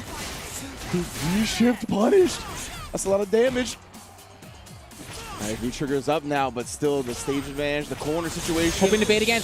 Didn't matter. Didn't work. Yeah. Shiv's in there. Yeah, and that's what we've seen a couple of times now from Shivs. That's been one of the answers, right? Of course, Ending Walker likes to delay that fireball. Oh! And Laura definitely has some answers to go through that second hit, even if you delay it. But Mike, yeah, her life already 80% stun. It's going to deplete a bit, but That does a lot of chip.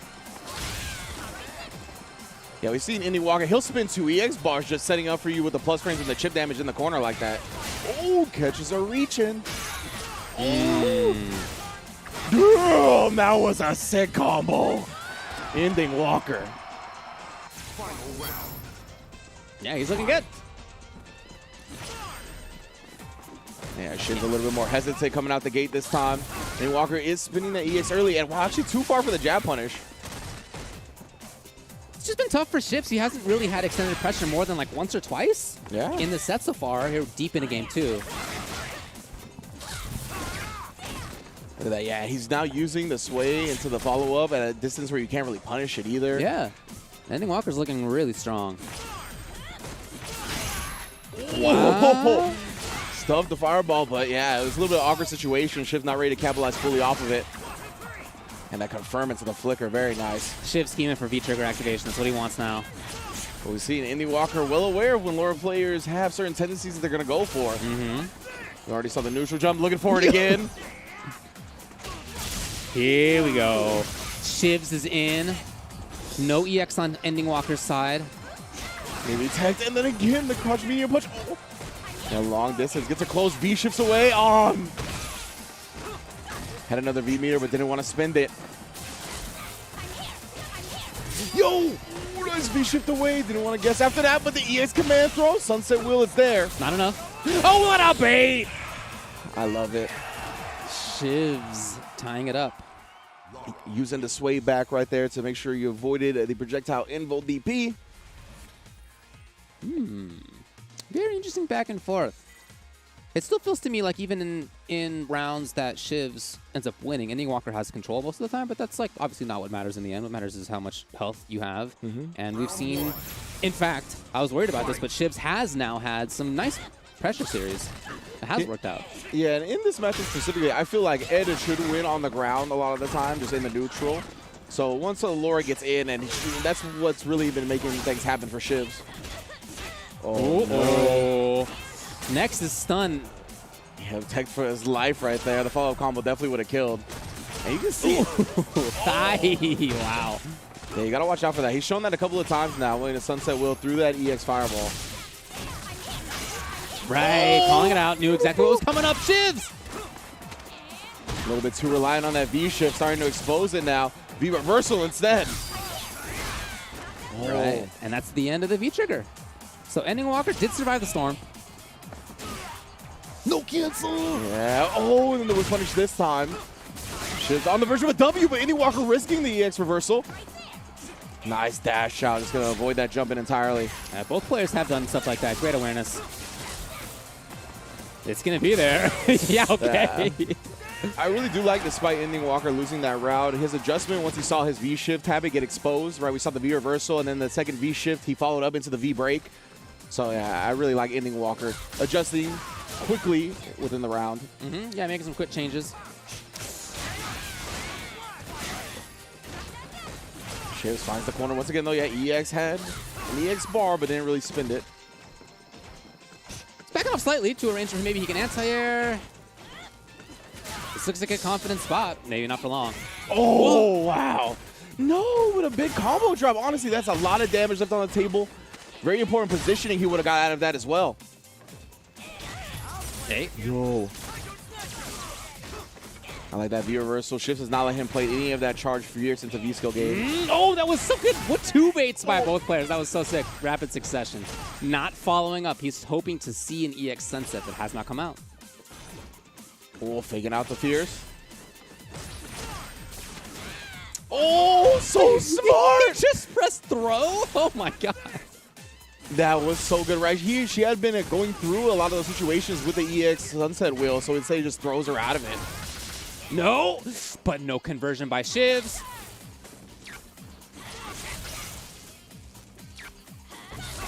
Oh, and then the sway into the projectile stuff. Well done from Ending Walker, man. Yeah, he is really impressive. Chilling out again. You see Shivs trying to think about his approach carefully here. Hey, not quite there. Whip punish by Shivs, though, opens the door. Nice check. And trying to reach with that crouch medium kick. Oh, and yeah, that roundhouse will definitely low crush some of the normals from Laura. Finally, we haven't seen very many punishes on that. He's close enough this time, and now we got Ending Walker. And I love him not going with the V break there, just doing the V shift and then challenging with crouch medium kick. He's cycling through his options so well. Did do the follow up this time. Slight life lead for him. Uh-oh, maybe not for long. Could definitely all come crashing down. Oh, risking it again. Yeah, you saw the throw come out from Shivs, gets punished. V-reversal, again, so beautiful the way he's cycling through his defensive options. Gets the anti-air as well. Okay, is that enough? Yeah, he did that EX. Okay. There we go, Ending Walker. Look, I really like some of his choices right there. He is managing to play defense at the same time as also escaping these situations, as also turning on offense. Like, to have escaped with V-reversal and then be ready for the jump? Yeah. He was there. Man, that is a really good stuff, right? Just making sure he uses everything at his disposal. V-shift, V-break, V-reversal, getting out of these situations against Laura, and that's really so important, right? And I think that's what a lot of Laura players lamented about the V-shift system. They're like, damn, these players are getting out of these situations a little bit easier now. So Shivs is going to run it through on Laura. Got to win 2 in a row. Yeah, an immediate tech here. Shivs definitely is going to feel the pressure now. The way that last game went, that was pretty convincing from Ending Walker. Again, having so many answers to Laura-specific problems. Not quite there. Okay, felt confident enough to do it. Yeah, I was surprised the range actually reached. I know they've been giving him a little bit of quality of life changes to that, but still a little bit surprising. Gets the activation now. Wow. Yeah, that trade, that was honestly big. Oh, but Ending Walker got caught reaching it. Oh, sending him bird watching on top of that. 1 up for the round. All right. Still keeping in this thing. A lot of it is quite reactive, though, for Shivs. Yeah, absolutely. Tries to catch him throw tech in there, but not biting. Yeah, close enough to get the jab punish.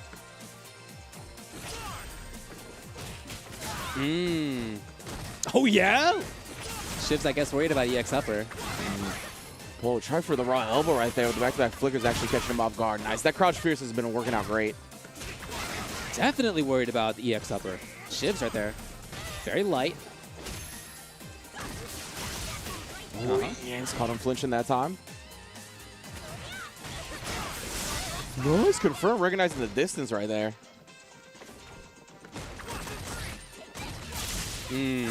Just on the strength of blocking that here, finally is what Shivs was looking for.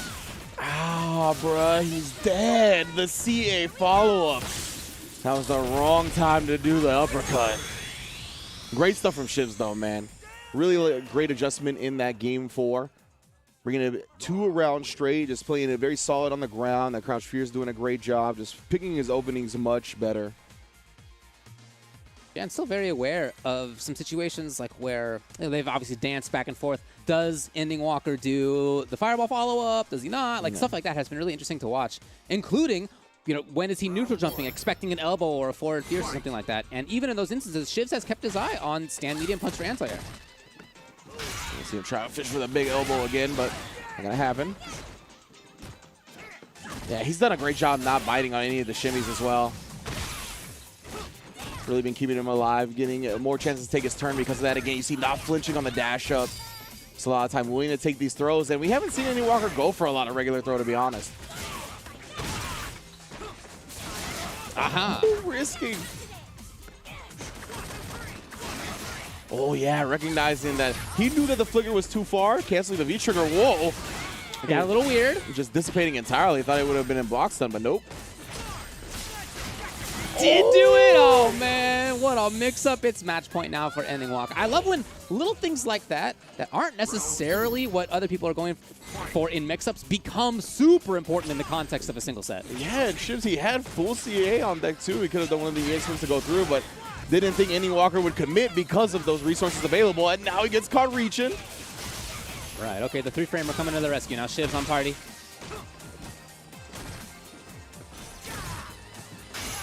Ooh, I like that, but he caught him airborne, looking for the, got the backdash, I assume.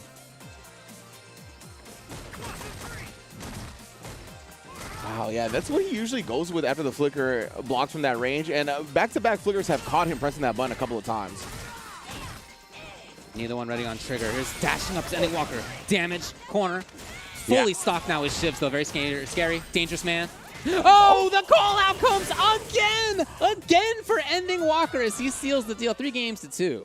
I love it, man. That was, again, such a good, like, reading of your opponent at the end, because he had been conditioning him so much with shimmies constantly, right? Going for throw tech baits, and then he gets the regular throw at the end, really putting him in a very pressurized situation. They had a little life back to the corner, and once again, he knows that panic button, that security blanket for the lore as they're looking for a way out, and he neutral jumps and punishes. Very, very well played for Ending Walker, who continues on. Let's take a look back at what we saw. Yeah, it was real back and forth, obviously, down to the very final game. And it was a very interesting back and forth set to me, too, because, like, Game 4 was 2-0 for Shivs, and then Game 5 was 2-0 for Ending Walker, right? Like, it wasn't one of those that was, like, round for round. Each player really figured out something that adjusted their game plan to get a convincing victory. Yeah, you could really see that in this set. Again, we're talking about how, you know, whether he does the fireball follow-up or not. It's a mix-up, right? Obviously, it's a mix-up, but it's not like an overhead or command grab. It's like, not like a classic mix-up, but it just becomes extremely important when 2 people are fighting each other and they both know the solutions and what you can do around it. Super cool to watch. Yeah, I mean, that's one of the most beautiful things about fighting games, right? Is like seeing the answer to your layer 1, so then you bring out the layer 2 and they bring out the layer 3, and then once all the layers are on the table, that's when it really starts, right? And that was what we saw exactly in that Shivs versus Ending Walker set. 3-2, incredible stuff to start our losers round 1. And of course, now we're going to be going down to Mouse Sports Problem X up against Gunsling. Ooh. Yeah, look, Problem X being in loser side, Evo champ, Red Bull Kumite champ. He's a pretty good player. You may have heard of him. He also got 2nd place at the last CPT for UK Ireland. He lost to 4 Phils, who ended up qualifying. So the fact that he is in losers I think may have been a surprise to some, but he got sent down by Soundboy, and we saw how strong Soundboy looks. You know, that's no surprise. He has beaten Kobakog, Jones, and Broski, so it's not like he's had an easy path. Yeah, absolutely. Problem X, I mean, he's definitely going to be looking to take down whoever's in his way, right? He's definitely a champion caliber player that we've alluded to. Has quite the record over Gunslinger, but Gunslinger is definitely a strong Zeku, right? Of course, there's a lot of Zeku, or I shouldn't say a lot of Zeku in the region, but of course, Infectious, a prominent Zeku, Gunslinger, a prominent Zeku. So Problem X is going to be familiar with this matchup for sure. But of course, this is what Legends can be made of, right? And this is the type of pressure that makes diamonds. So if Gunslinger can overcome what has been his demon so far, that's going to be not only a big W for him personally, but that's going to propel him momentum-wise through the losers bracket. Yeah, as you mentioned near the top of the show, Problem X beat Gunslinger 2-0 in the last CPT. That was in top 16. And even aside from that, whether it's, you know, Salt Mine or Battle of Dawns or whatever, it is 100% win rate in the last few years in terms of tournament play for Problem X versus Gunslinger. So it's a tough draw for Gunslinger. 100%. So let's see what these players have to say before we get into our match to conclude losers round 1. Follow me on Twitch at The Real Problem X. You know, he actually has a really good stream, not only for his Street Fighter, because he does talk a lot about his matches when he plays and gives analysis about what he's thinking about when it comes to how he approaches whatever he's doing. But he also is a good Warzone player, you know what I'm saying? All right, all right. Give me Gunslinger. What do we got? You sleep with dogs, you get fleas. People remember that. Yo, I feel like there's context I'm missing here. Well, there you go. Can I get some of my mandems on the line? What's this thing he talking about with this, bro? Excuse me, bruv. I would like to know. I would like to know the deets. But anyway, so Gunslinger letting it be known what he thinks of whatever. So we're going to get our losers round 1, top 8 qualifying match to see who goes on into the losers quarterfinals. Of course, we talked about our Problem X is 100% win rate. Most likely going to be bringing out the Bison. Of course, we've seen Alex. We've seen a bunch of characters from him. But it was Bison yesterday, and I'm pretty sure it's going to be Bison now. I think that's true. I wouldn't expect the Honda in this case, for example. I think that I'm looking for Bison. All right, well, we're about to find out. I hear it booting up. What do we got? I'm trying to think, like, does a Bison, the character, to have something with dogs? But I don't even know. I mean, he's going to be calling dogs out with V-Skill 2, right? Oh, is that it? Isn't but that's it not a a dog? dog. Are you sure? You called it a chinchilla yesterday, I think so. A cat, a dog. He's got a hamster. Oh, my goodness. A gopher. Let me see. We shall see. Maybe that is what he's alluding to. Oh. It would have been funny if he had V-Skill 1. Yeah. But no, of course, V-Skill 2, V-Trigger 2 has definitely been the standard loadout for Zekus in this version of the game. Oh, no, the Psycho Axe. Moves like that when you're rising, it just gives you enough time to really think you could do something, and then the crush counter comes in. Interesting idea for Gunslinger to try to get in. Okay, he's just got the jab this time. Yeah, Problem X risking the slide. Thought it would be in time for a whiff punish. Right back to the old man. I thought he might have brought out... Yeah, the ferret. the ferret, right. Is it a ferret? A weasel? Something like that. Okay. But, like, yeah, when he usually goes into Young from this range, he usually just does it so he can call V-Skill and then go back into hold. Exactly, So I'm surprised he didn't do that either. Yeah, I think he's worried about Problem X moving in. I mean, this guy's got slow walk speed, but he's got super fast everything else. Yeah, exactly. And then the slide, Problem X has already shown that he's willing to do it with V-Trigger on deck or not. So, yeah. Yeah, now he's got it. He can bring out the Psycho Crusher if it doesn't work out. Another option from long distance. He built that EX bar he needed to. Oh, the cross-up. Looking like CE Bison right there. The double Psycho Crusher. Very little is as visually satisfying as that, to be quite honest. Very cool looking, I agree. Oh, nice scissor kick, 99 seconds, actually catching the start of a Graham. Whoa! He knew. Problem He knew. X. Yeah. Just keeping it grounded right there, keeping it crouched. And, of course, the Gunslinger was going for the throw right there, and you got to stand up to get hit by it, so that's why I just low profile perfectly. Beautiful button choices. And I love that dash from Gunslinger. Really recognized that Problem X was going to back up in that moment. Takes big advantage of it. All right, so the old man didn't work out. Here he is pressuring back into old, but still here in pressure. Yeah, I thought he was going to switch back into Young off that definitely. forward throw. He looked like he wanted to be on offense all of a sudden. Low V-Trigger activation. Got to be wary now. Yeah, crouch medium punch, long distance for Zeku, but he hasn't been utilizing it too much. Oh, Problem X has been outside of it. Problem X has been at, a range where he can scissors and where it's a little bit tougher for Gunslinger to do stuff. Yeah. Honestly, he's been pretty good discipline from Gunslinger because he's walking right outside that range, and I know I'd be pressing. Hey. Cut him off with the pass and then catches him Tekken. This is Street Fighter, fam. Come on now. Okay. Some of these decisions made it look to me like Problem X knew exactly what Gunslinger was going to do every time, but right there, looking good for Gunslinger. Oh, stops it. Yeah, it's going to be a very hard space to contest for Bison. Veer was not trying to let him have any plus frames, but he just goes right back to it, cashing out on that gray that he built. Ooh. That relentless stuff from Problem X directly back into it. AX, oh. Wow, what a catch. Ooh, just outside that range, man. He is brave with the grams, with a combo into the target combo. Uh-oh. The seed. It's about to blow. Oh. And then the triple jab sequence. Good stuff from Problem X. Keeping it nice and compact, knowing he didn't need any more damage. There were two big moments where Gunslinger had a knockdown. He knocked down his opponent in the mid screen, and he dashed in. In fact, he double dashed in to try to like take advantage of it.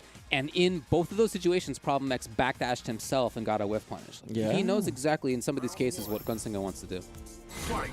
It's still close. It's not a blow up. It's not a blow up. But there are some things in here where Problem X knows what's up.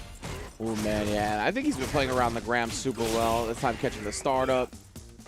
Just in general, staying outside the range where Gunslinger feels comfortable doing it. And in general, the longer versions of that move have significant startup, right? So Problem X could definitely react with a slide or something like that if he gets too anxious with it. Mm-hmm. He knows exactly where the range of his fierce is. It's so cool. And that's what Problem X is playing around right now. Look at that. The Psycho X, the Stand Fierce, not getting any type closer. And it's smart. Oh, those buttons build a lot of gray life, lots of chip, just as Bison as a character. Hey, okay. Right. Wake up buttons from Problem X. Hold on a second. Stun's an issue. There it is. It's going to be close. Oh, the very last hit of the palm. Finally seeing the Young Zeku cameo for a second, and he does get the kill. Yeah, that boy does damage. Ram game back at it. I like the Psycho Blast, but Problem X doesn't follow too aggressively behind it. There we go. Gunslinger on offense a little bit anyway. And I like that jump from Gunslinger right there, right? If he's going to be playing around that Psycho X Stand Fierce range, jump can expose those moves. Wow. Getting a little funky here. Yeah. But there's the backdash again. And I like that from Gunslinger instead, not trying to be overzealous with the pressure, right? Knows he got whiff punish after backdash a couple of times. Very heavy on view reversal. He does not want to give Problem X any chance. Oh, but here is the chance. And the knockdown. No seeds planted just yet. Psycho Blast. Oh, he even gets a trade on that jumping over. That's actually pretty good for Gunslinger. Oh, no. Got him with a 3-frame, and then one more cross-up Psycho Crusher to tie up the game. Very tricky. Oh, yeah. Okay, here's the guy. Oh, yeah. Squirrel comes into play. Just like that. Burrows back underground. Yeah. Is that what squirrels do? I don't know. I think so. So they burrow in trees. Oh, yeah, that crouch medium punch we see constantly just outside that range. Yeah, even looking to see if he can get it on a whiff punish with Stand Fierce. I think Problem X is okay with that. You know, it's not a knockdown on V-Rev for Zeku. No more offense, but that means that now there's no V-Reversal. He's not as worried. Oh, crush counter in the corner.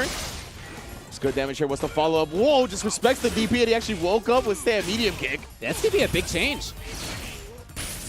First time, I think, that we're seeing V-Trigger. Bro, he woke up with stand medium kick. Yeah. He just knew that he was going to respect the DP. Problem X planting the seed. Oh, yeah, pump it.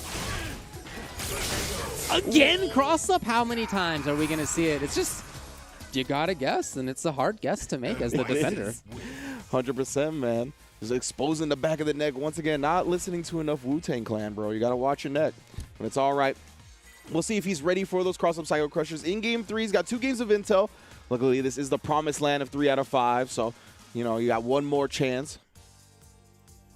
So, yeah, going right back into it. I didn't expect any changes. No.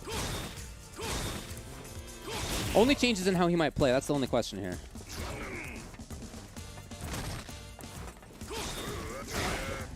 Oh, the Okay. crouch medium punch cutting off that Psycho Axe this time.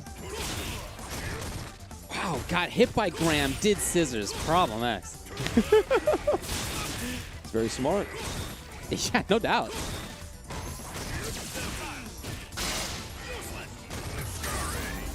Okay.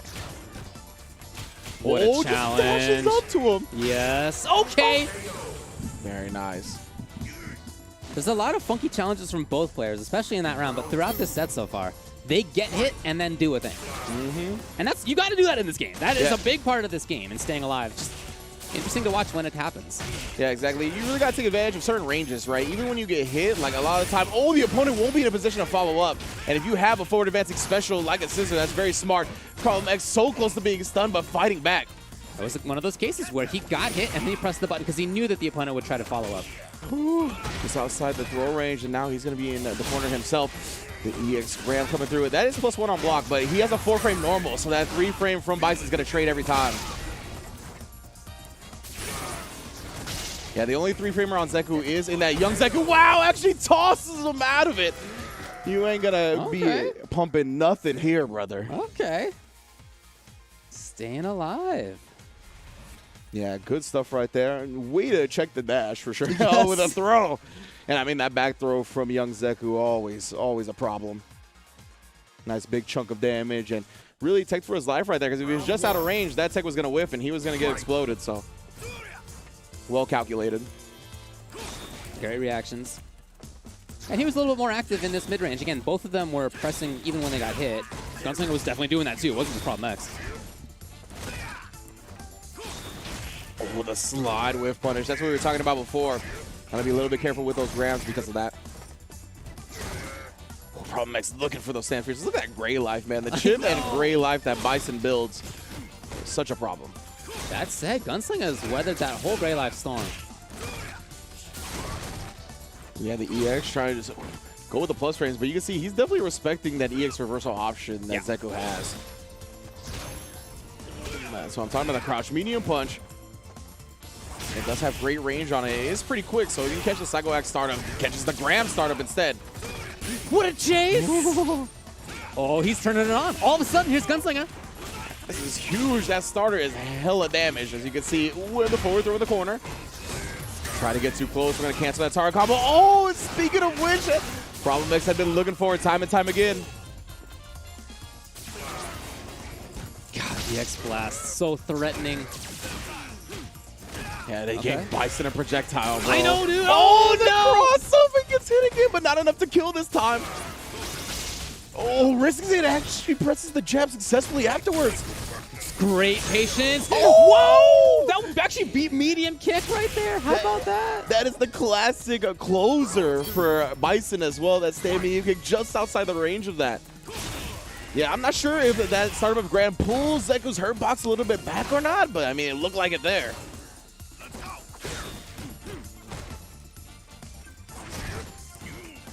Trying to outrange just slightly. It's not there. Here's the EX all of a sudden.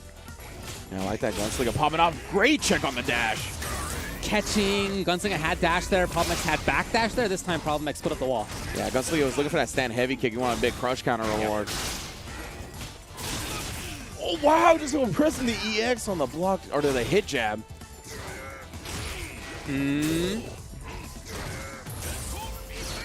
Oh, no. What did you think he saw?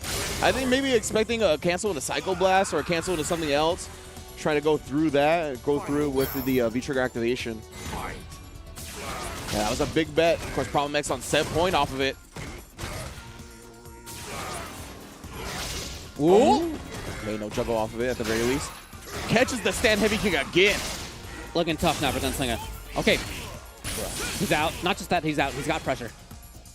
In the corner as young Zeku. Oh, yeah, the tick throws coming in. Actually goes for the jump over. He's... Wow, okay. Yeah, just slide. He has that V-trigger cancel. Oh, he actually got caught out of startup of something. I'm not sure what it was.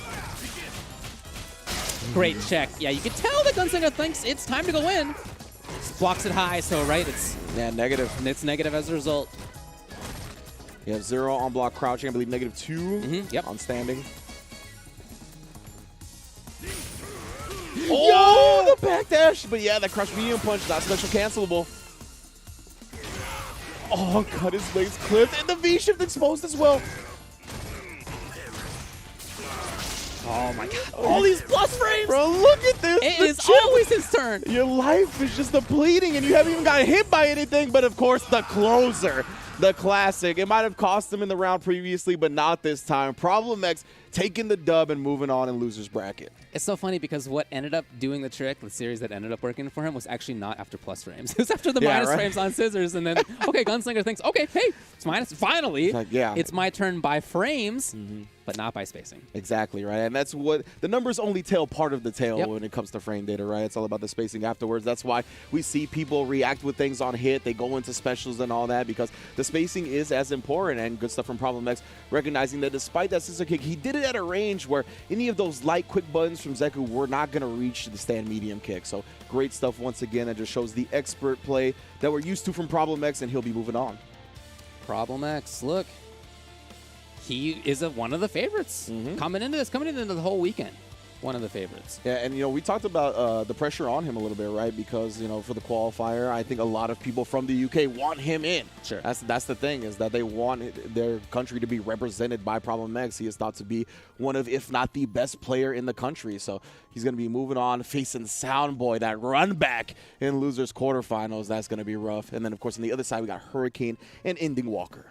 Continues to be awesome matches here, all of these. And we continue to have two really interesting looks at, again, this idea of the established top players versus the players who are relatively on the come up. Both Hurricane versus Ending Walker and Soundboy versus Problem X and Infectious versus One Step Laird.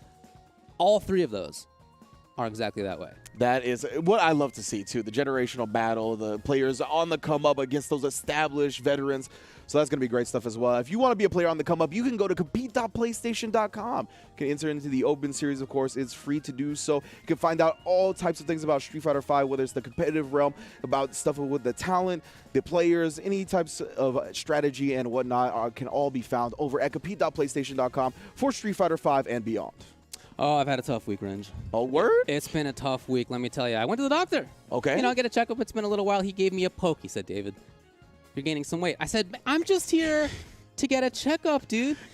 It was tough. It was tough. He said, all right, open up and say oink. Can you believe it? Can you believe this guy can't? What a tough week it's been for me. It's been hard. But you know what keeps me going? What? What keeps me going is the Capcom authorized mobile game, Street Fighter Duel, which is available for download now in Taiwan, Hong Kong, and Macau. Other regions are also coming soon, so keep a lookout for more news on the global release, and get ready to join the journey with millions of players to find out who is the best fighter in the world. So we are a few rounds into this at this point. We still have, as we said, those three excellent matchups remaining, and then more through loser's side. Stick around, you're not going to want to miss any of that. Time to fight, time to fight. Never give up, we won't retreat. The ones who stand after defeat. So fight, time to fight. Glory waits for those who fight. We unite, we are Street Fighters.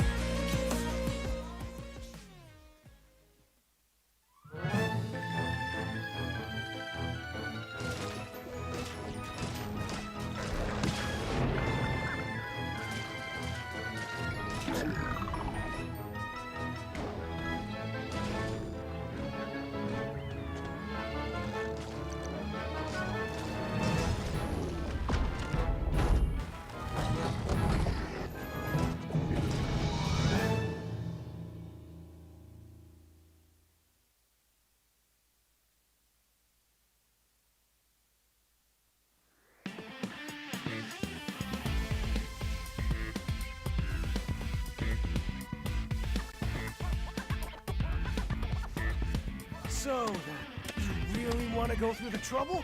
Fine.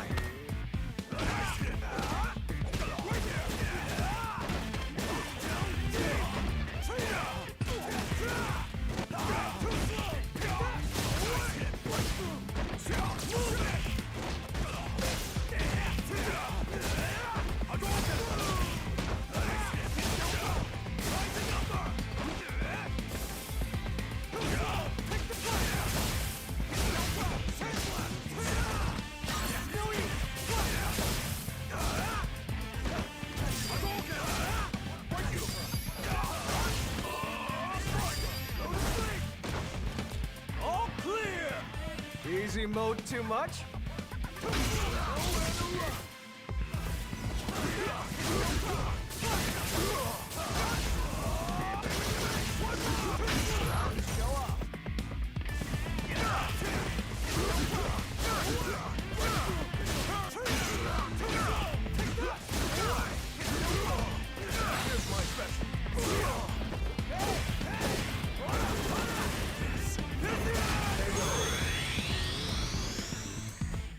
Sucks to be you.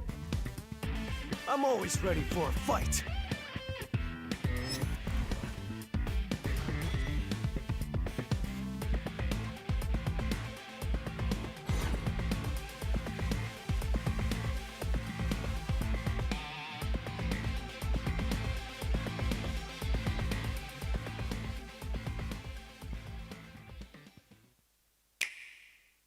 Let's go!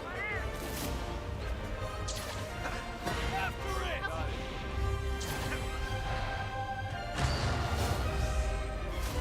Fear my strength. Have a taste of this! Don't take this personal! I'll show no mercy. This is for my fellow hunters!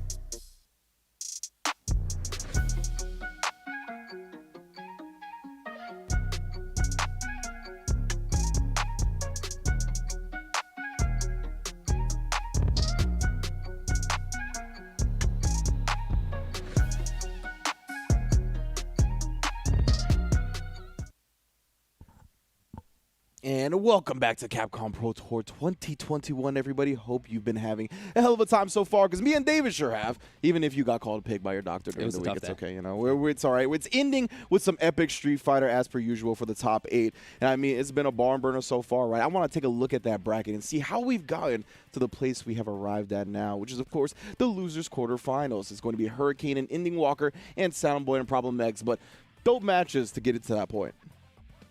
Look, Hurricane versus Ending Walker is a sort of culmination, I think, of a couple of different stories. One is, as we said before, Hurricane has been a top-level player. We all know him. Fantastic guy. Ending Walker, not like he's brand new. You know, he got top 16 at the last CPT as well. He's been a good player. But in terms of making it this far in as major of an event, relatively new to him. I think another fun angle on this is that Hurricane is in London. Oh. As is Problem X. And their opponents at this stage are not. Ending Walker is from Stone. You know Stone. Yeah. England. Absolutely. In Staffordshire. And I, you know, that's relevant. Look, let me tell you. London has a lot of the top players. Yeah. And like historically has. Mm-hmm. Many different places around the world have the same kind of phenomenon. You know, you'd have your sort of like hub. Yes. Lots of top players in there. But that's not exclusively where the strong players are. Some of the remaining players that we have left, again, Ending Walker from Stone. You have Soundboy actually in Scotland. Oh, wow. Okay. Even further north. And then One Step Laird is, I believe, actually also London. Okay. Yeah. So we have some regionality in this as well. Yeah, we had a Liverpool player in the top 16 as well. Sure did. I forgot who was exactly from there, but yeah. And it is going to be the matchup we expected. It is going to be Ending Walker on the Ed versus the Cammy, and it looks like he's got the V Skill 2 and the V Trigger 2 on deck once again. Looking for that sway. I've been really effective with it against a lot of the people we've seen, honestly.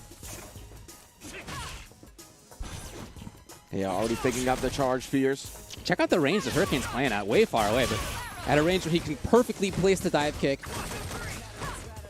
Yeah, I wonder about that, right? Like, is he trying to stay at a range where he can react to maybe a charge fierce or something like that? Yeah. And then you can see with what we just talked about in that last game, on hit roundhouse into the stand fierce from Cammy, right? It's really just about recognizing your opponent's options, whether on hit or block, depending on the space they're at.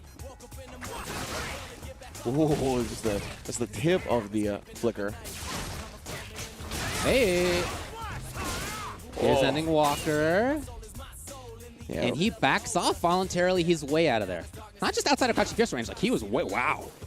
My man, what a crouch medium punch that was. Great button choice. And then, yeah, try to backdash, get out of those Cammy plus frames. Took a couple of air hits. That wasn't that bad, but the throw does put him at a significant deficit. Drop. That was like the best drop of Hurricane's life, right? Like, he probably would have EX dive kicked directly into that DP, but because he dropped the dive kick, it just whiffed entirely.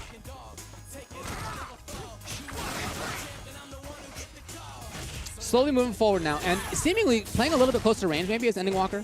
Trying to. You know, it looks like between the battle of these two, he wants to be closer, and there you see part of why Ending Walker wants the range. I'm sorry, Hurricane wants the range. But now when he's close, he wants to stay in. Oh, just watched her afterwards, though. Didn't commit to the V-break, and Hurricane was looking for the throw once he landed. Much more dominant round here in round 2. Right, that's plus. Yeah, just takes the throw, and it wasn't off the guard break either, so it was full throw damage.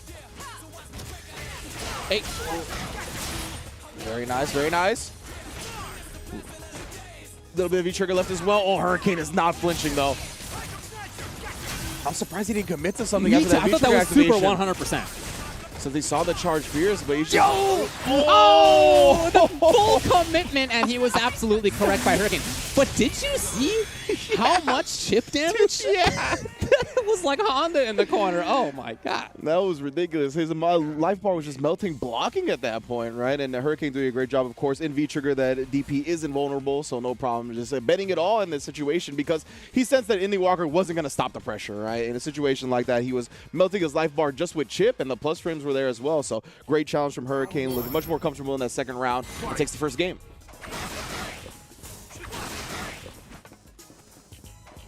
Yep. Well, tries to work him towards that corner slowly but surely. Hey. Ooh. All the way into the corner. That's nice compact pressure. This time does not get thrown off of the dodge. Set throws her and then punishes the backdash. Grounded as well, so that was clean. Mistimes the meaty though. Really shooting for the fences with Hurricane. Yeah. That's okay though. Oh, big regular jump roundhouse. And he knew. He had stopped pressing a button. What? He had stopped pressing a button like 20 frames before that. He was just holding on the block. Yeah. And I think that's one of those things, right, where you kind of want to hit the opponent with something that they hit you with, right? In that corner, we saw Hurricane able to bust out with a DP. Ending Walker kind of wanted the same thing, but Hurricane one step ahead. Right back out to range. And just swinging instead swinging into that stand fierce charge. There we go. Yeah, EXDP, right? Just button presses, so it's a little bit easier to react to like an EX dive kick with that. Look how Ending Walker is navigating around that crouching fierce. Just outside of its range a couple of times. Here he is. Very good stuff. Clean from Ending Walker right there. You had a guess for game, whether it was going to be the throw or the strike. Hurricane guessing wrong.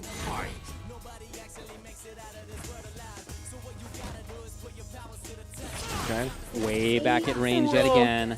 You see the range he did the fireball from actually caught her pressing a button into it, though. Hey, tried anti-air. Hurricane, to his credit, is doing a great job at mixing up dive kick or not. Yeah. Oh, no. The counter hit confirmed all the way into the CA. Ow. Okay. How much can he get done is the question. Nice jump out, exposing the V-skill commitment. Ending Walker. Looking a little rough here. Hurricane 2-0. Yeah, that experience from Hurricane. I think you can see it at this point. And his excellent knowledge. I mean, I do think that Ending Walker's done a good job. We talked about that crouching fierce and how Ending Walker was just outside of it for a while. But I really like the range that Hurricane has been playing at. Again, it's kind of like distance. It's outside of Ed's buttons. Yep. He can jump there. He can dive kick there. Yeah, and then look at that, right? If you want to commit to the flicker stance, he's got easy punishes for that as well, whether it be with the stand medium kick, maybe even reacting with a spiral arrow. Ooh, but he's getting antsy with the flickers now. As soon as that back throw happens, Hurricane got all that screen space to walk back with. You know, the walk speed of Candy's so good. Oh, what a challenge. Yeah, just respecting the dive kick at that point. It ends up taking the back throw, though. Ooh, out of there. But to what end? He's got to make something happen. Yeah, activate the V-trigger off the DP, but nah. Hurricane stuffing that. Trying to take too much of a turn, and now it's just like that at match point for Hurricane. Yeah, I thought he could get away with a little bit more greed.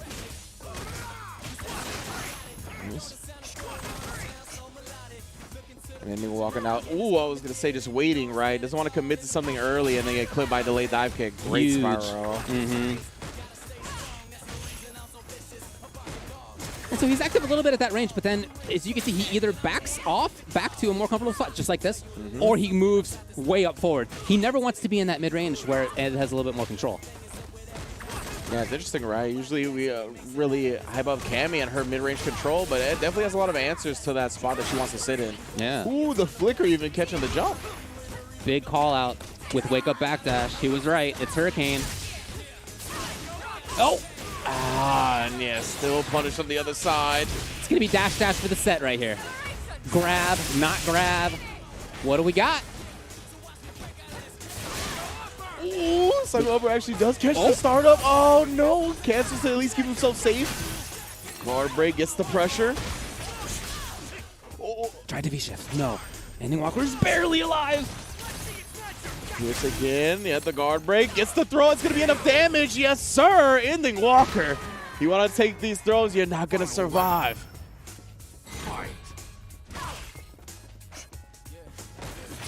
And he is moving forward. You can see it. He wants to get close. Oh, Yeah. just barely. Oh, yeah. Cycle upper. Unfortunate. Well, just holding up forward. Only took a stand medium punch versus the damage as well. That's definitely a worthwhile trade. Big trouble now. Okay, yeah, you got to make the bet sometimes. Hurricane does not. He stays patient. Yeah, keeping that second part of the projectile holstered for now. And you know Hurricane, he's got that super. He's going to be looking for... I'm worried about throwing a fireball right now versus that super.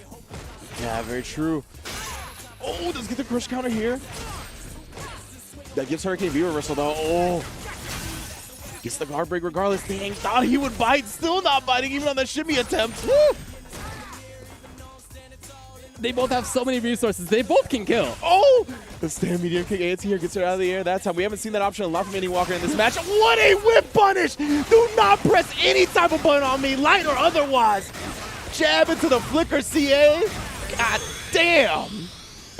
That was one of the sickest whip punishes we have seen all day. I know it comes from a light, but the range that it started at? Yeah. Wow. No, that was ridiculous. Because that was like you rarely see like light buttons get whip punished by other light buttons to that extent, right? To a full combo like that to the C8 for the kill, that was dope. Very, very nicely done. And Key staying alive. Wow. Dang, shoutouts to Flicker's anti-air hitbox, I guess. Yeah. Ooh, does that bring it out that time? Yeah, I was gonna say he's really been looking for it in that range, and you can see it's just outside that crouch medium kick range though, so he can't actually whiff punish with that. All of a sudden stealing a couple turns in here. Yeah, I think honestly Hurricane doesn't want to play at that crouch medium kick range because of that roundhouse, that exact button right there, it'll low crush a lot of moves. Just take the tax, the throw. Everybody's willing to give her at that range. It really is just a tax. Yeah, like, you just gotta budget it in. Nice activation here and takes the back throw, so smart. Gonna corner up Hurricane. You know Hurricane's gonna be looking for a V-trigger of his own, but he doesn't guess right on the cross under. And the Walker building some momentum here. Couple straight rounds. And not just that, but it seems to me like Hurricane actually is playing more. In this mid-range, we're seeing more of the stand medium kick rather than the further distance, Yeah, that's even a range where maybe Andy Walker can anti-air better. Yeah, and both those cross-unders, Hurricane has pressed something. It's been counter hit, so I just don't know if he's not doing DP the right way or what. Maybe guessing on the throw. Yeah, he's gone. I like that with the live lead. I'm more than willing to risk that V-shift. Or spin the V-shift, I should say. Yeah. Yeah, you can see he knows where it's uncomfortable for his character to anti-air. Nice. We see one of the first successful crouch medium kicks from Hurricane in the set, honestly. Huge jump! And with that crouch medium kick being successful, oh, what a sweep. Doesn't quite have trigger. But he can certainly kill. Either one can. Oh, he didn't confirm off that stand fierce. Oh, boy. Oh, he got caught flinching because of it. Ending Walker tied up the set just like that. Wow. Indeed, indeed. It looked like he was out of it for a little bit. I was worried about him, but the last couple games, especially the last few rounds, have been really strong. Yeah, man, that stand fierce. Nothing behind it. That was unfortunate. And it really opened the door for Ending Walker once again to play his smooth style. That was 2 rounds straight. And I mean, I'm a little bit concerned for Hurricane because that crouch medium kick actually hit. So I wonder if that's going to encourage him to do so. Like, use it a little bit more. And it is very susceptible to that stand heavy kick. So yeah, he's just going with stand medium kick right now, which is a much safer option up against Ed's tools. That's true, but it's still the range where he wasn't playing in the first games that he won. Yeah. Ooh. Yeah, looking for a cross-up. It's tricky. Yeah, you saw me walk forward on that. Nice whiff punish there. He didn't do it quickly this time. Oh, this is a punch. This is a punch. Oh! And all the way to the corner we go as well. The meaty fireball. Almost whiff punish the button. Ooh, the plus frames. Caught him flinching that time. Into the stun. This is going to be close. A lot of scaling already. He tried for the reset. Instead, just dashes in and throws anyway. Ending Walker on set point. The cheekiness of doing that versus Hurricane? Oh, my God. Man, that's 3 rounds straight for Ending Walker as well. Won that last game 2-0. Oh, nice whip punish. You see he was looking for that stand heavy kick. Really jumping. I don't know that he had done that before. Yeah, he's been mainly playing on the ground. Nice confirm off the 2 jabs. Oh, yeah. Hurricane senses the moment. What a cross under and catch it with a long range crouch medium kick. Oh, my that God. time, but still. All of a sudden, it feels like Ending Walker can't guess wrong. And that should be it. The stun into the throw. This follow-up will do it. Ending Walker 3 games straight. Hurricane is out of the tournament. Dude, oh my 3 God. games straight, 4 rounds straight as well. I don't remember what the round count was of the first game he won, but that was 4 straight rounds at the end of that set. I mean, it was 5 straight rounds because he won the game previously. Yeah, so right? at least So 5. At least 5 straight rounds. Wow. Amazing stuff. Yeah, fantastic that he stayed in the game. He kept his head in. Like, this is a young guy like we were talking about before. This is a teenager, and he is looking super good. Versus Hurricane, one of the actual best. Hurricane, somebody who has been in these big top 8s, who has won big events in the past, and it's not going to happen for him this time. Composure beyond his years, right? And that's something that can be said about being a young blood in a competitive environment, right? Is that some of those youngins, they don't got no fear, right? They don't care who you are. And we see the cheeky reset at the end right there, the jab into throw, like you said. On Hurricane, you're going to try that? This man, he's just another body in a bag to him. Yeah, and you know, it started on this. It started on that awesome whiff punish right there. Dude, by Ending Walker. It really was. That was part the of the turnaround. That was the moment.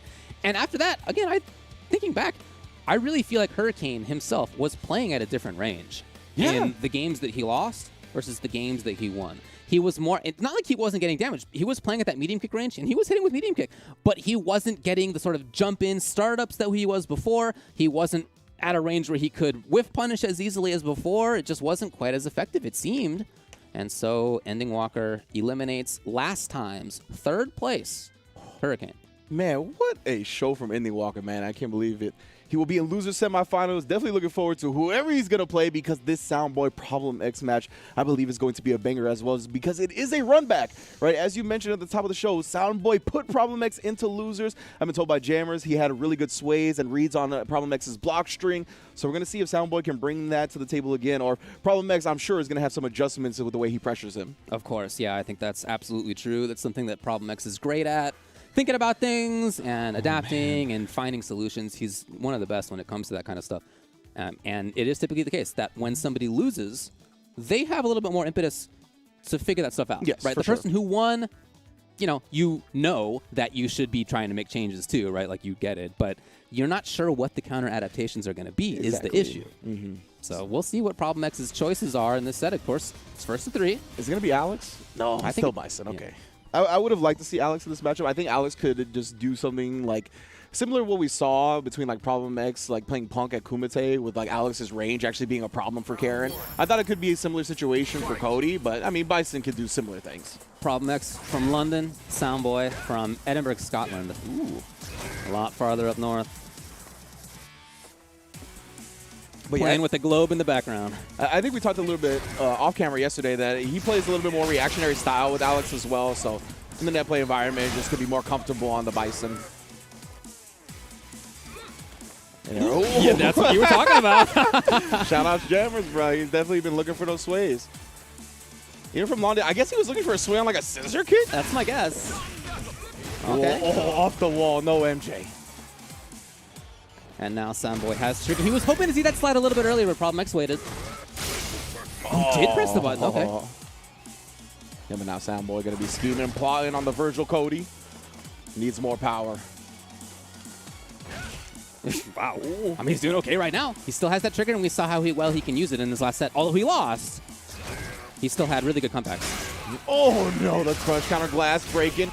We're in the corner as well. Oh, my goodness, he's actually going to die for that. I was like, he's going to have to guess for game after this, but I forgot the CA follow-up to the Psycho Crusher. 1 round to Problem X. Really interesting round, though. It was slow played by both.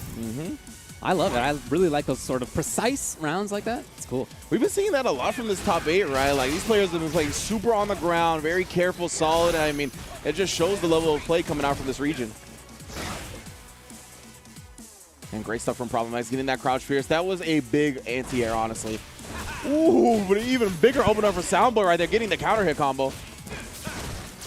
He is maintaining control, but okay, Problem X is out of there finally. Yeah, Problem X just backing up after that scissor kick. A very popular option for him, right? Back dashing away. Soundboy looking at it. Maybe a place where he could react. I think that might be the idea.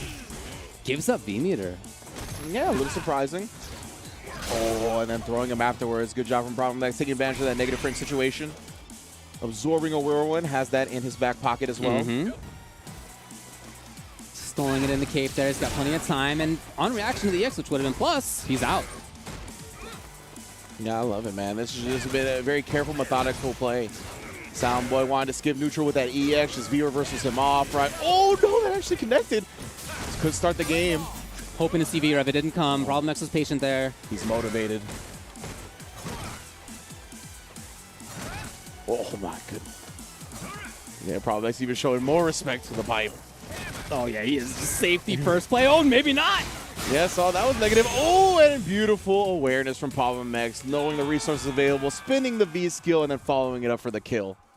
I'm always impressed by Problem X's Bison and how he manages to pick very minute spots on screen with a character that can't walk around easily. But he's always so good at taking these tiny steps back or like having exact setups where, you do scissors and whatever else, and then you're like exactly at a certain spot. He's always there. Yeah, and we're definitely used to seeing characters with fast walk speed do that, and a Bison, and the exact opposite of that.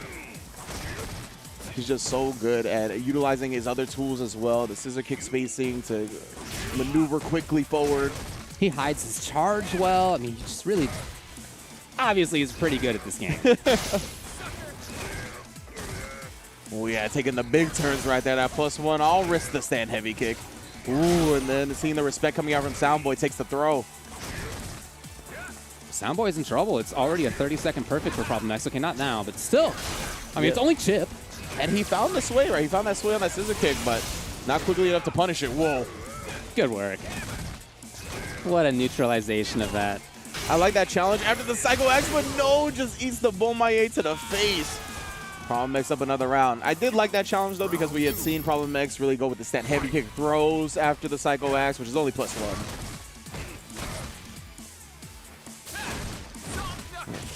Yeah. Oh, yeah. Really? You got hit by down medium kick. Problem X was still putting an end to it.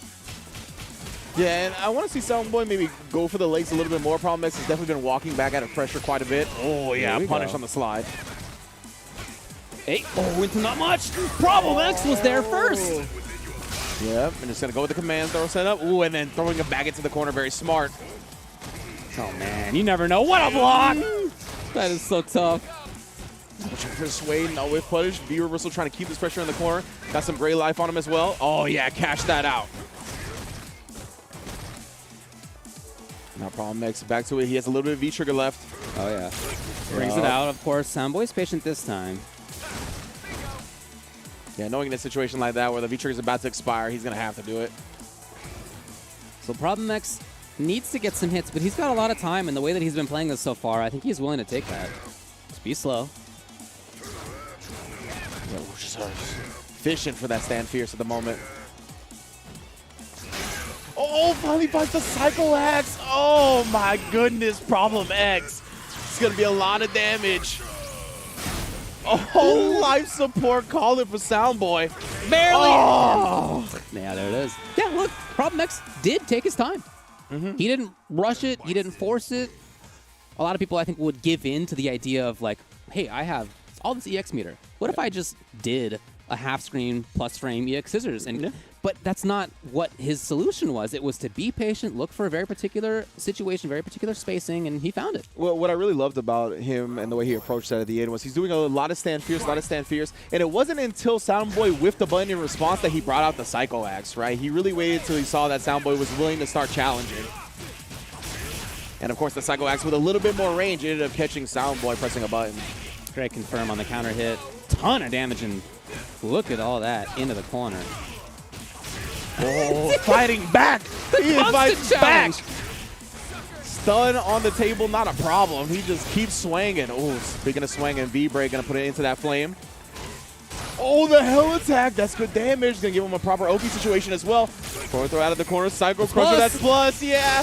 Oh, man. The very tip of the Psycho Crusher. It is not your turn, fam. So again, we said that Soundboy sent Problem X down to loser's side, but right now it is all Problem. Oh, there's the sway. Finally gets past the flame. Okay, he's out. Ooh. Oh, and the V shift ended up getting caught by the Psycho Axe. Big trouble now for Soundboy. Okay. Oh. He's out of the, well, kind of out of the corner, right? It's still in a bad look. Giving up all sorts of V-meter as well. Yeah, it's definitely a rough spot to be in. Does get the song. Wasn't high enough level to combo afterwards. His reactions are so strong. Yeah, Problem X just nullifying that. Oh, and again the Psycho Axe. Oh, coming through. And yeah, great job from Problem X. Really, obviously switching up his pressure sequence from that 2-0 deficit that he lost to Soundboy in winners from, and now bringing it back 3 games straight. And, you know, Problem X is just one of those players that's the caliber of, like, one of those top sports teams where it's like, you can beat them once, but, like, running into them again, it's going to be that much harder. And it's the same thing here, right? Problem X in that loser's bracket run, he got 2 games of intel on you in the first place in that winner's bracket set, and that's sometimes all you need. That's all he needed. So he moves on. Again, we are really watching his path closely. He's been in losers since before the top 16 is when these two played. So he's had to get through a ton of different strong players. You know, obviously just in his top 8, we saw him beat Gunslinger, and we saw him just beat Soundboy. But even before that, he had to get through Kobalcog, Jones, and Broski. So it's been already a long path, and if he's going to do this thing, he's got to beat even more strong players to do it. Yeah, exactly. He's going to be going up against Ending Walker next, which I think that's pretty interesting, right? I think Soundboy and Ending Walker don't play too dissimilarly. Like, I think their styles are kind of, you know, a little bit alike. So because of that, I want to see how Ending Walker fares up against Problem X, the reigning supreme champion of the region. But of course, winners finals is also infectious and one step layered. So we're going to see that one in a bit as well. I mean, it's been great matches so far, of course. 3-0 to Problem X. I mean, looking in dominant fashion, as he's wont to do. Looking great. Looking great. You know what I'd like to see more of myself, Jennifer? I heard that you haven't entered anything that PlayStation's doing. Can you believe that? I can't. Can you believe that? I'm talking to you. Unbelievable. The CFN Fairies told me that you haven't been doing it, even though you've been watching all of our CPT content where we tell you every single time to go to compete.playstation.com. You haven't done it yet? You have. Look, I found out because of the CN Fed Fairies. Do you want them to send 100 Blancas in a row at you online? Is that what you're angling for? Because they can make it happen. If you don't want that to happen, head over to compete.playstation.com. You can learn more about PlayStation tournaments and find more Street Fighter V action there. I tell you what, if 100 Blancas got sent at me online, I'm my taking a God. break. Yeah, step away. I'm taking a break and playing the Capcom authorized mobile game Street Fighter Duel, now available for download in Taiwan, Hong Kong, and Macau. Other regions are also coming soon. Keep a lookout for more news on the global release and get ready to join the journey with millions of players to find out who is indeed the best fighter in the world. So, of course, thank you everybody for joining us so far for the top 8 of the UK and Ireland 2, finding out who's going to qualify. We're down to our top 4. Everybody here's getting paid. Find out who qualifies when we get back.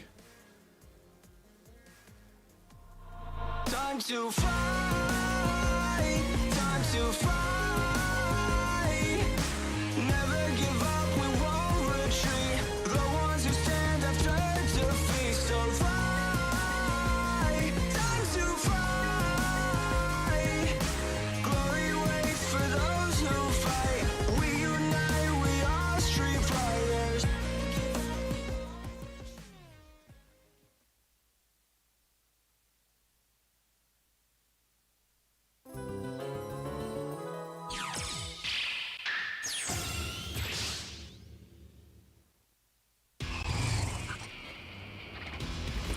If I go too far, please forgive me.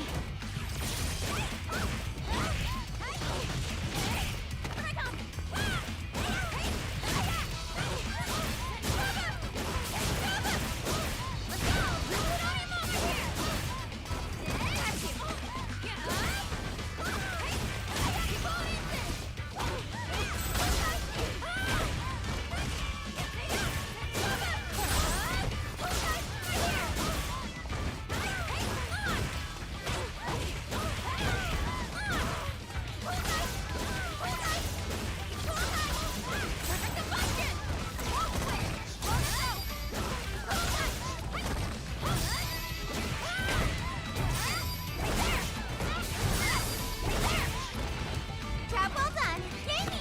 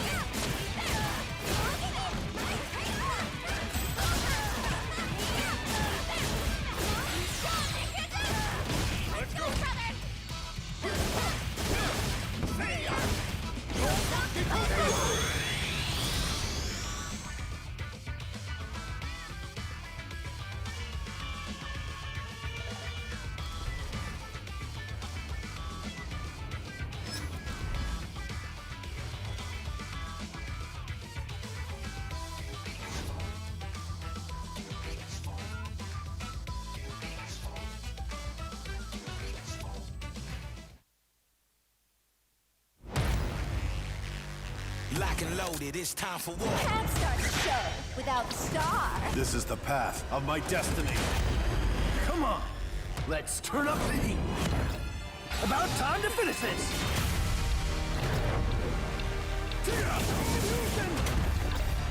See what I'm really made of. I'll show you.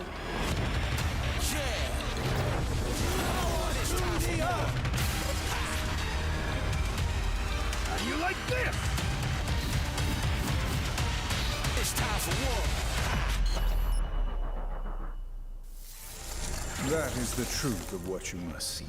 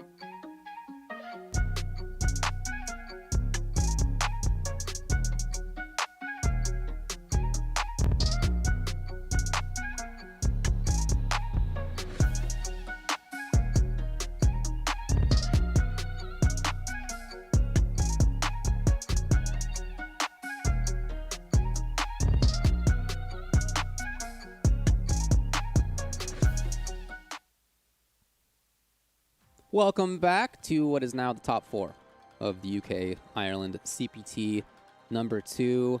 We're halfway through this in terms of the results. As you said last time, everybody here is getting paid. Oh, yeah. But who qualifies is the question. Let's let you know who's in the bracket if you're just tuning in. We're headed up top. We're going to the winners finals, where Mildom, Beast, Infectious will play against One Step Layered. Oh, yes, indeed. And I mean, I expect at the very least is to be Luke versus Karen. I honestly think Infectious is going to stick with the Luke here. That's what we saw in the winter semifinals up against Soundboy. Of course, we've also seen the Ken in top 16, and we all know he's got a Zeku in the back pocket as well. And after that, of course, we're going to drop down to the losers semis, where Ending Walker brought the set back 3 games straight up against Hurricane to qualify in there, while Problem X dominated, got his run back from Soundboy in winners bracket to get there as well. Yeah, effectively. I mean, you can think of it this way. Both of those players had the 3-0. True. Right, in order to get through. After Hurricane, of course, went up 2-0, as you said. But yeah, we're going to start up top. So Infectious, you all know he has been one of the best players in the UK and just in general for quite a while at this point. This is a guy who's done well at EVOs in the past. This is a guy who's done well at any number of majors in the past. You know, he hasn't had as many showings in terms of ability to travel. Yes. That hasn't quite been there as often for him as for some others. But when he does, he always shows up big time. Yeah. and that's true for him, I think, over this lockdown and pandemic as well, where he hasn't been quite as active in some of the online tournaments as some others have. But when he shows up big time. Yeah, exactly. And I mean, I think that could be just part of the aura, the mystique of Infectious, right? He often keeps his emotions sleeved up. They're not on his sleeve when he's playing. And I think it kind of translates to a little bit the online environment as well, right? Maybe not wanting to show his hand as much as some of the other top players are willing to. And we're going to see Infectious actually bringing out the Zeku up against the Karen. So I'm definitely interested in seeing this. I believe he's rocking the V-Trigger V-Skill 2, which is what most Zekus go with nowadays indeed. It's a battle between London and Manchester. It's a battle between a relative newcomer, up-and-comer, versus somebody who's been an established top player. Yeah, like we talked about it, right? One Step Layered, I believe you mentioned he was on the Gfinity series before, right? So he's been in a couple of high-pressure situations, but, I mean, notably improved over the course of this pandemic, the past 18 months. My man Infectious, though, bringing out the young Zeku. And, you know, we saw Gunslinger do a lot of old Zeku shenanigans before, so I love seeing the young man just rush down, but right now it's not going to be too easy.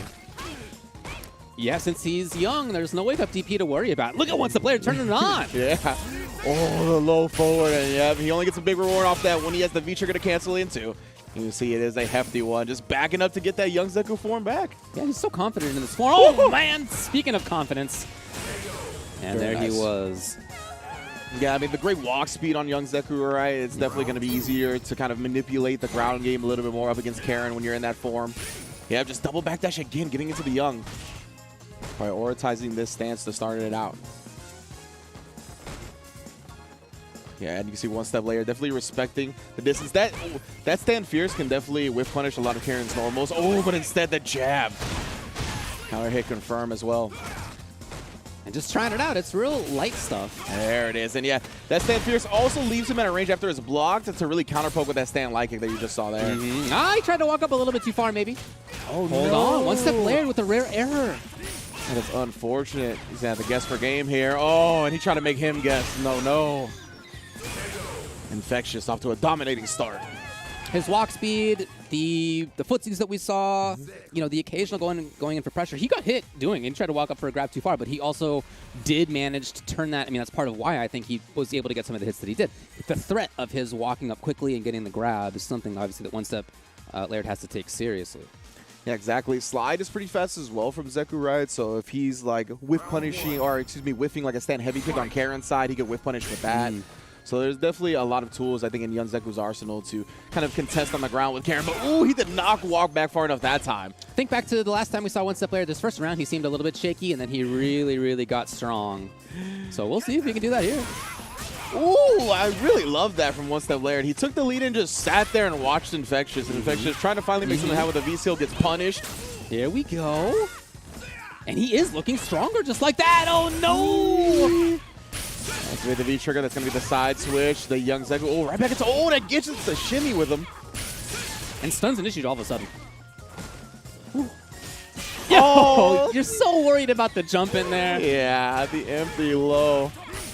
Nice damage here. Goes back into old. Going to stay with it. Oh, and the hesitation stand medium kick. You saw him just wait for a frame or two. Caught One Step Layered flinching. It's a great comeback, but One Step Laird has to be thinking about the start of that round when he really had a lot of control. Swinging. Not quite. It's unrealistic to get it every single time. And he started the stand heavy punch again right there, too. So One Step Laird doing a real good job walking into that range of his crouch medium kick. Ooh. Maybe thought he would try another Fierce. And since he was outside of range of crouch medium kick, maybe he just committed to the sweep. So as Infectious does, he kind of bullies his way in and then gets the jump over, and it's back to just patience. He's looking for it. Yeah, that's definitely going to be the primary button, honestly. He hasn't been pressing too many else against Karen because that is the most effective tool. Ooh, trying to fake her out. Hey. Nice. He was really catching Infectious trying to walk back this game. Okay. And back to a range of control, and he steals the turn just as we saw before. Yeah, doing a great job. Not being as overzealous with it this time, though, right? We haven't seen a lot of command dash cancel. Like, he went in a lot against Hurricane doing that. Wow, that was gorgeous. Okay. Great start for One Step Laird here. Infectious already back to the corner. Tries to get him with a throw tech. Not going to give it to him. And Infectious just jump and double jump out. Didn't press a single button in the air. Now Infectious has that V-Trigger on deck as well. But it's not really like V-Trigger 1, right? Where you're just going to be all willy-nilly with the slide. So has to be a little bit more careful even on the ground. Yeah, that's fine for Infectious, the way that he plays. Yeah, exactly right. Usually He's very looking for individual moments. Composed, calculated style. And I love it. Ooh. Speaking of composed, right now, One Step Laird, the economy, the minimum of buttons right now for him is looking good. He's maintaining an effective wall. All of a sudden, buttons out of nowhere. Yeah, off that stand heavy kick on block, which was pretty close. So it was definitely a big opportunity for Infectious. Do something looking for the buffers on that crouch medium punch. Absolutely. He's got to get it started somehow. Look at the range he's playing at. It's outside of where Karen can easily attack. Yeah, this is exactly where One Step Laird wants to play. Oh, no. Great block, man. Just great minute spacing from One Step Laird that whole game, too. Really, once he realized he was in the range of the crouch medium kick, just a perfect block, not walking back anymore, and he constantly was walking back outside of the stand fierce range, and as soon as he would get in the stand medium kick range, he would catch Infectious trying to do something. There's a really, really great game on that game, too. So maybe there is composure here. It only took a round when he was playing against Hurricane. Maybe it took a game here? I don't know, but he's looking good now. And Infectious sticking with the Zeku as well. Yeah, and again, prioritizing that young Zeku form. And constantly doing it. Ooh, looking for the neutral jump. That is a way to kind of combat Karens that are going to commit to a stand heavy kick like that. Hey. One Step Laird just like that. Good damage. Back to where he feels comfortable. Ooh. Yeah, it's an important challenge to see, certainly. Yeah, stand heavy kick. I think Infectious was trying to react to a button and then get the low forward. He's catching him walking back. And again, back to this range. Look how he's standing up and crouching very, very quickly sometimes. It's so hard to, by context, hit confirm as the opponent in that situation. You're not sure if the opponent is going to be standing or crouching. It's just a straight-up reaction, and that's not easy. Oh, okay, here we go for One Step Laird. Yeah, great stuff. Once again, then just walking up, giving him a frame or two to react, and then getting the stand light kick out on the counter hit. Well done. One Step Laird looking in control here. And Infectious, you can see, not as quick to walk back and forth now. He's been exposed in the legs a lot. He is a little bit closer in. Yeah, that was a great range right there. He's okay. One Step Laird shutting it down just like that. But Infectious has been moving forward a little bit more than before. Yeah, that range right there, a little bit more. Yeah, it's funny. Like, he's been walking forward and then down backing, right? He's not walking back once he walks forward anymore, which has definitely been the change in this round. Yeah. One Step Laird. What a wall right now. Yeah, this is very wild to see, honestly, because Infectious is so good at this style of gameplay usually. Yeah. And One Step Laird is really being at his own game, but no confirm that. That's a lot of damage left on the table. That's true. Trigger ready for both. Oh, he jumped over. Yeah, I figured he was expecting a stand heavy kick or a sweep for an activate. And One Step Laird doesn't have that option anymore. V-shifted after blocking the jump in. She builds V-meter very well. So no need to spend it all the time on trigger. So Infectious now with a life lead. Okay, it was too close. Yeah. And we saw before, after a blocked heavy kick that close, Infectious tried to walk up and he got punished for it. So I really love the stand light kick that time. So into old at this point. He's got a big life lead. Time's running out. However, the walk back getting clipped again. this is definitely the defensive choice that he's in. 15 on the clock. One step player has super hold on. He needs more. Yeah, there's 10 seconds on the clock now. Definitely has to make something happen, but he still has enough time He's to got throw time. him to death. That's why Infectious challenges. Well done. Who was not going to get bullied in that corner. Knew he did not have the life to just sit there and take throws. Tying it up into Young.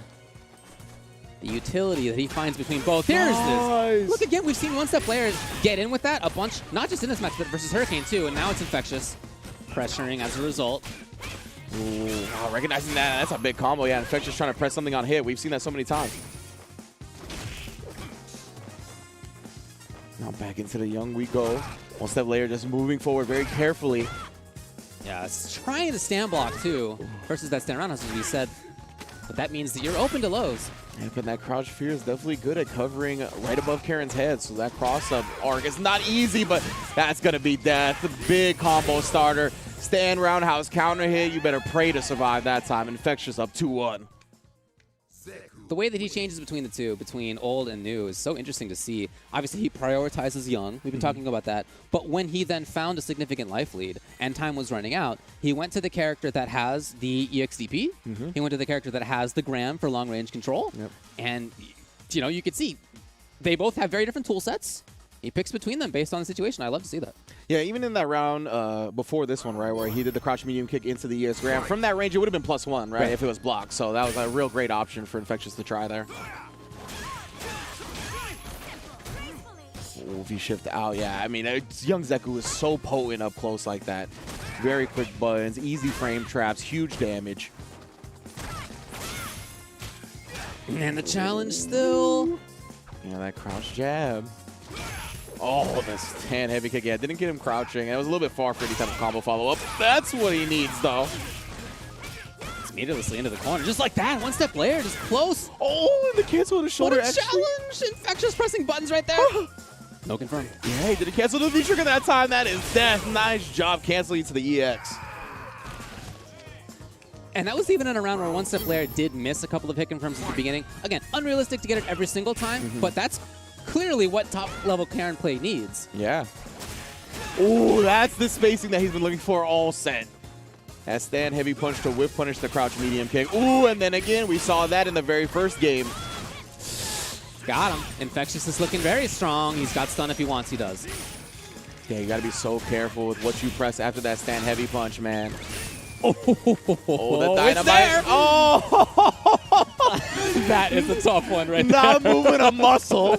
Just watching. Yeah. Just watching from the ground. Tune in to Dynamite, baby, every Wednesday night. So it's match point for Mildon Beast Infectious to get into Grand Finals on winner's side. Man, yeah, Infectious looking very strong. Both players, honestly, look very strong in their winning rounds.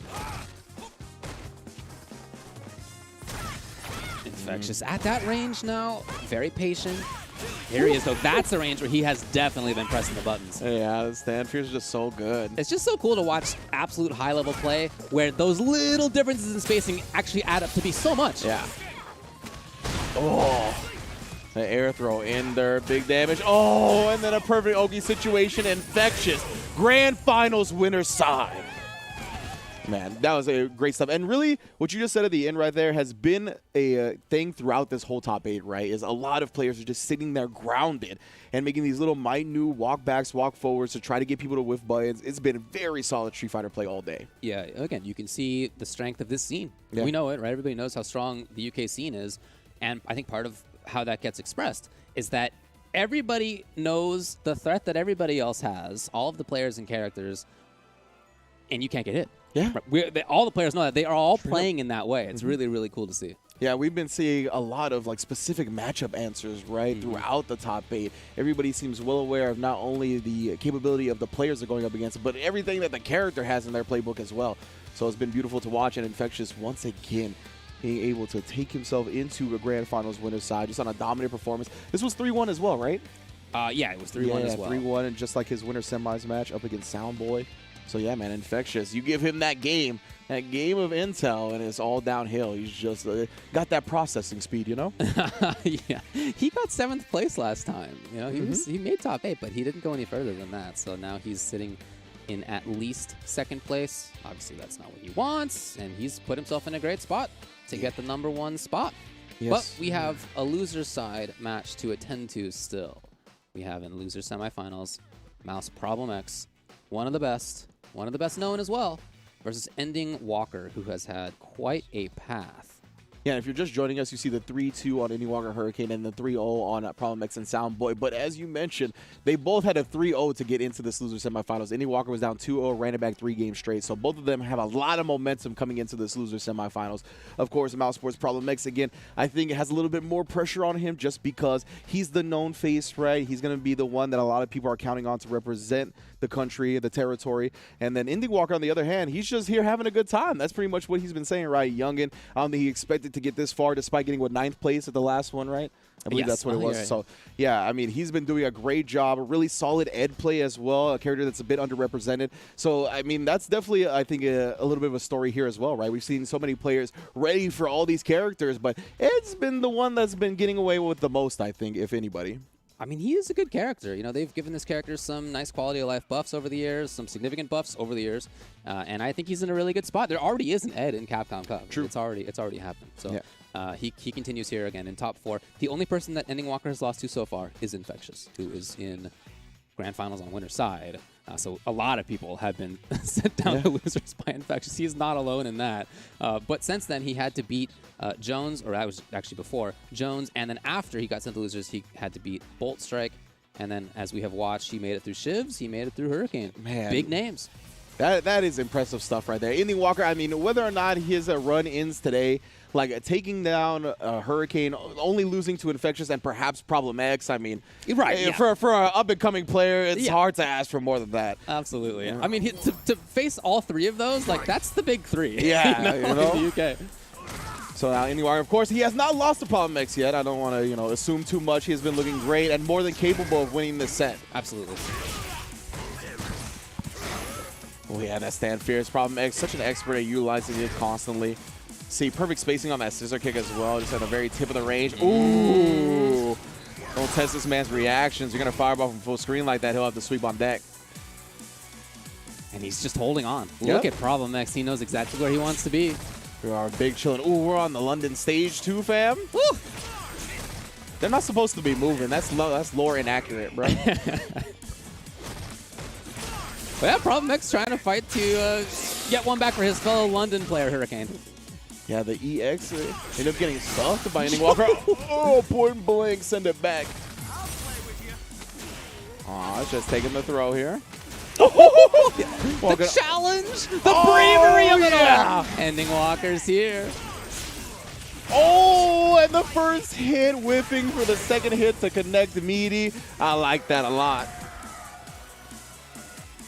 And then, yeah, Indie Walker having the bravery to walk up and throw him like that really set him up for the shimmy, right? Like, I think 99 out of 100 players are tagging in that situation after getting walked up, thrown on like that. For sure.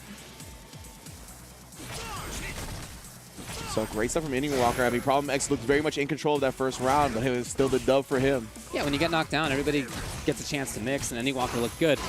One way to prevent that is just to get in there, as Problem X is in now. Maybe being a little bit more active. Hold on. You know, we talked about it before. That stand fierce, the Psycho Axe, they can be exposed by jumps. They are heavy committal buttons. Gets the legs as well. The reversal still blocking, though.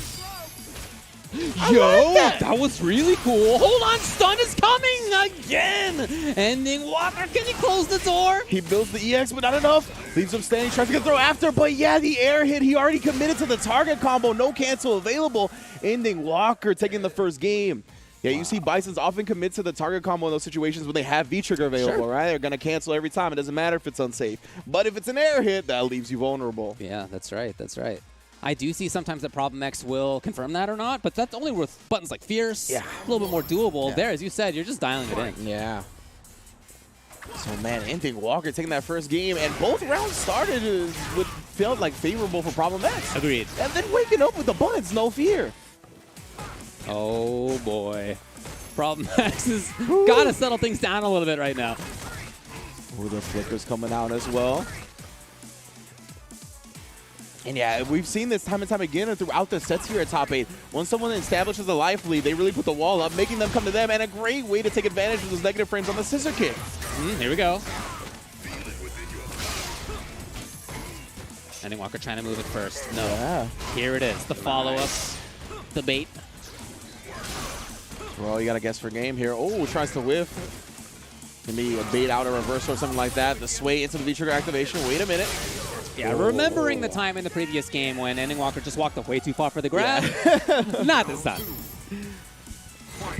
Yeah, definitely respecting the fact that Ending Walker is willing to do that at that point. But that's going to open the door, right, for Ending Walker to press some buttons earlier, perhaps get a frame trap.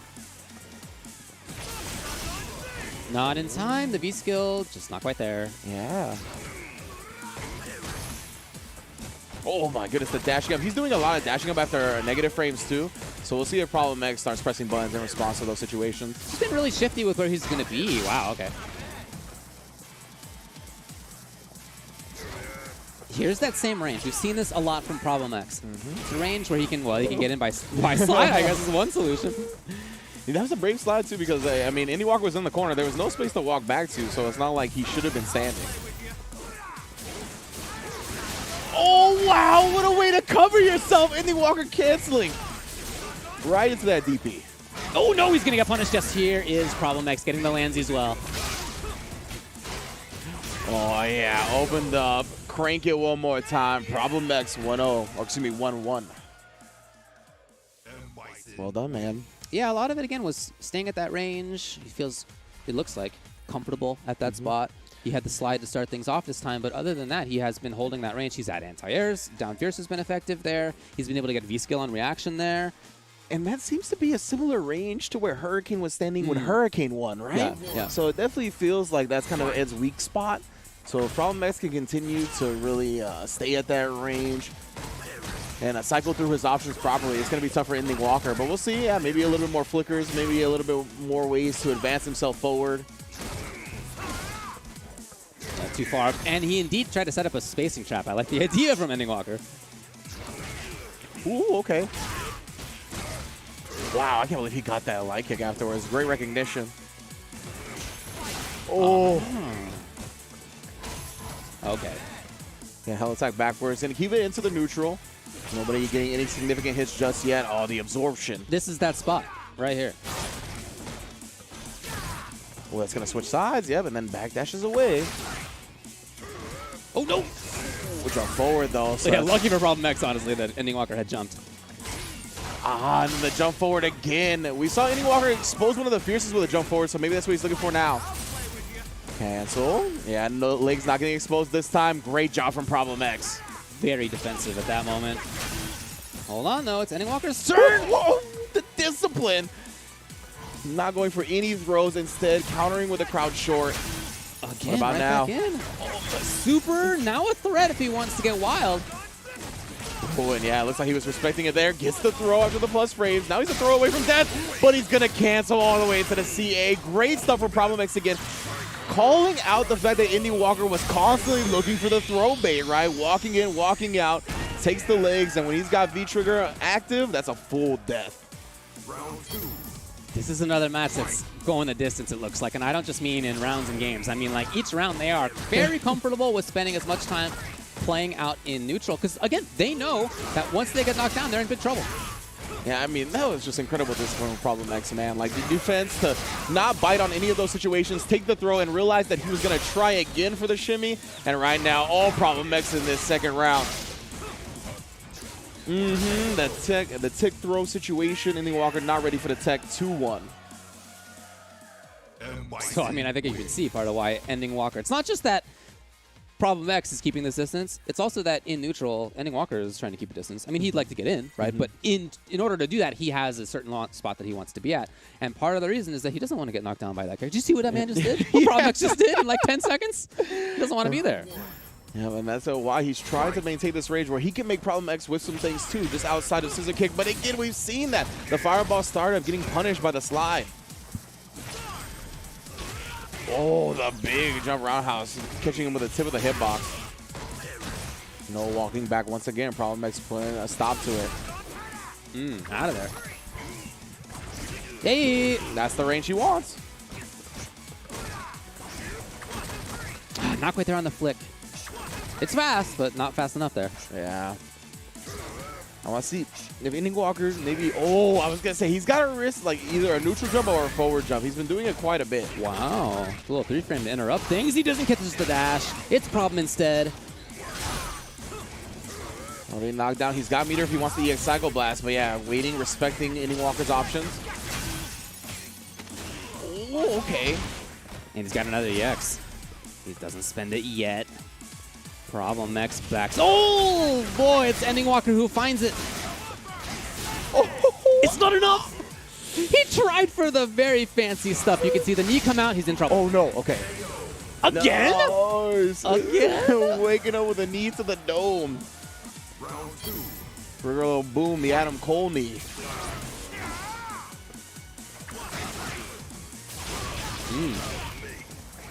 The scissor kick to get away, and he was trying to jump again out of that. Yeah, Ending Walker, and he just right back into it. Jumping quite a bit now. Stan Fierce coming out, catching the whip Fierce from Bison, and then the EX reversal. Get off me. Into the corner, but oh my god, backdash, he knew. Beautiful. He knew. He saw a problem. He had that V-trigger available, but it's right outside that range of the slide. Here we go. He's moving in. He finds the hit. The delay on the fireball caught him. Into nothing. Oh. Here we go. It's activation time for Problem X and Ending Walker again. As was trying to walk back, but I think he was kind of. Oh my god. Come on, forbidden combos, please. Oh no. Yeah, and he had the Cycle Crusher to cancel. Oh, the punish, I believe, on that stand roundhouse. Too close. Too close. Man, what a round for Problem X, holding on and now on set point. That was a great battle back from him. This Ending Walker did look in control for a bit. Oh yeah, most definitely. Here we go. Good punish. And try to catch him with the delay that time. Problem X not swinging. Yeah, take him back into the corner. Those roundhouses again now for free, and then he risks the uppercut. Beautiful stuff, Problem X. Getting him with the throw bait, exposing Ending Walker's habit. Down to just a grab or not. And Ending Walker was maybe looking for the tech, maybe looking for the jump, whatever it was, is not enough. It's Problem X who takes it 3 games to 1. So look, we talked about how Problem X is capable of making this very long road back, having been sent to losers before the top 16. He continues to be doing it. Yeah, man. Great stuff once again. Just champion caliber play we saw at the end there. Once again, just baiting out the throw. Nice, cool, calm, and collected style from Problem X, and he just did a great job really maintaining his space, right? And you talked about how good he is at maintaining the space he's superior at, despite his walk speed with Bison. Like, he just always found himself at that proper space. And no slight to Ending Walker as well. He did a great job, honestly, maintaining a lot of his space as well, right? We saw the perfect backdash to punish the slide, just doing a great job of staying outside that fierce range, but Problem X just beat him to the punch one too many times. I love it. Congrats to Problem X who moves on, but I definitely want to talk about Ending Walker and how well he did. Again, this teenage player, very strong looking. He makes a top 4 at CPT. First time that he has gotten that far in such a large event. So congrats to him. I'm sure that there's going to be more in the future like that. I think that's, you know, in this case, the sort of hero of the UK, the guy who has had the most success in the modern era for them, Problem X, moves on. But it's also really encouraging, I think, for the scene that they have players like Ending Walker on the come up. Soundboy doing the same thing. That is so great. Yeah, absolutely. And I mean, Ending Walker, honestly, I'm sure he was just using this tournament to cue into his, you know, his real game anyway, his real career given his name. So I'm sure he'll have some fun out of the tournament anyway. So, of course, that's going to set up our grand finals, which is Infectious on the winner's side. And then the losers finals, one step later, Problem X going to play for the privilege to play Infectious in that grand finals. But before we get to that, I do want to give a shout out to PKCZ, who has been holding us down time and time again when it comes to the song here at the Capcom Pro Tour 2021. You can see it in the bottom of the screen. I remembered from yesterday. Nice. Which way, you know what I'm saying? This time. Not easy. Yeah, definitely not. But yeah, that's been the official theme song. PKCZ have been holding us down throughout the year, so big ups to them. Check it out at the link below when you get the chance. Jennifer, I hope you're doing it. I hope you've already logged in. I hope you've already logged in to compete.playstation.com. You know what they're capable of. They let me know. The CMF Barry has told me what's at stake here. You better get in there. And for everybody else, I recommend doing the same thing again at compete.playstation.com. Yeah, you can begin your career there. If you want to watch the pros, want to watch some elite level Street Fighter, you can do that every Thursday. Street Fighter League is right here on twitch.tv/Capcom Fighters. Of course, this week and the next is going to be a little bit of a holiday break, so there are going to be new episodes of Street Fighter League Season 4, but every time there has been a new episode, it has been a banger. You can catch everybody, Tasty Steve, Rob TV, Vicious holding it down on the talent end of things, and of course, all the amazing players that are there. So many of the elite level Street Fighter players of the Western Hemisphere have been at Street Fighter League time and time again, so please, I encourage you, I implore you to check it out if you get the opportunity. We're coming up to the end of this thing. We, as we just saw, know who's in losers finals and we know who's in grand finals, waiting for the winner of that. We will get to that very shortly. Time to fly, time to fly. Never give up, we won't retreat. The ones who stand have turned to feast. So fly, time to fly. Glory waits for those who fight.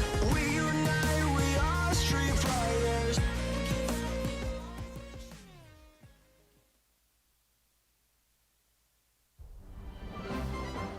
Welcome to the center of the world. Great Britain's mighty capital, London. This country is incredible. I will become a lawyer. I have to. So then, let us unravel this mystery and discover what events led to this curious murder. Who are you? Herlock Sholmes. You must have heard of me. We must solve this case, Naruhodo-san. Let us engage in the art of deduction, Mr. Naruhodo. Well, what have we here?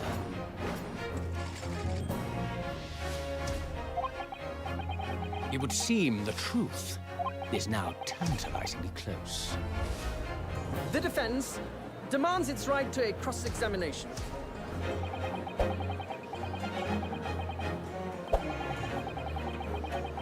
Objection! Your testimony completely contradicts the facts. Objection! My lord, with all due respect, this is an outrage!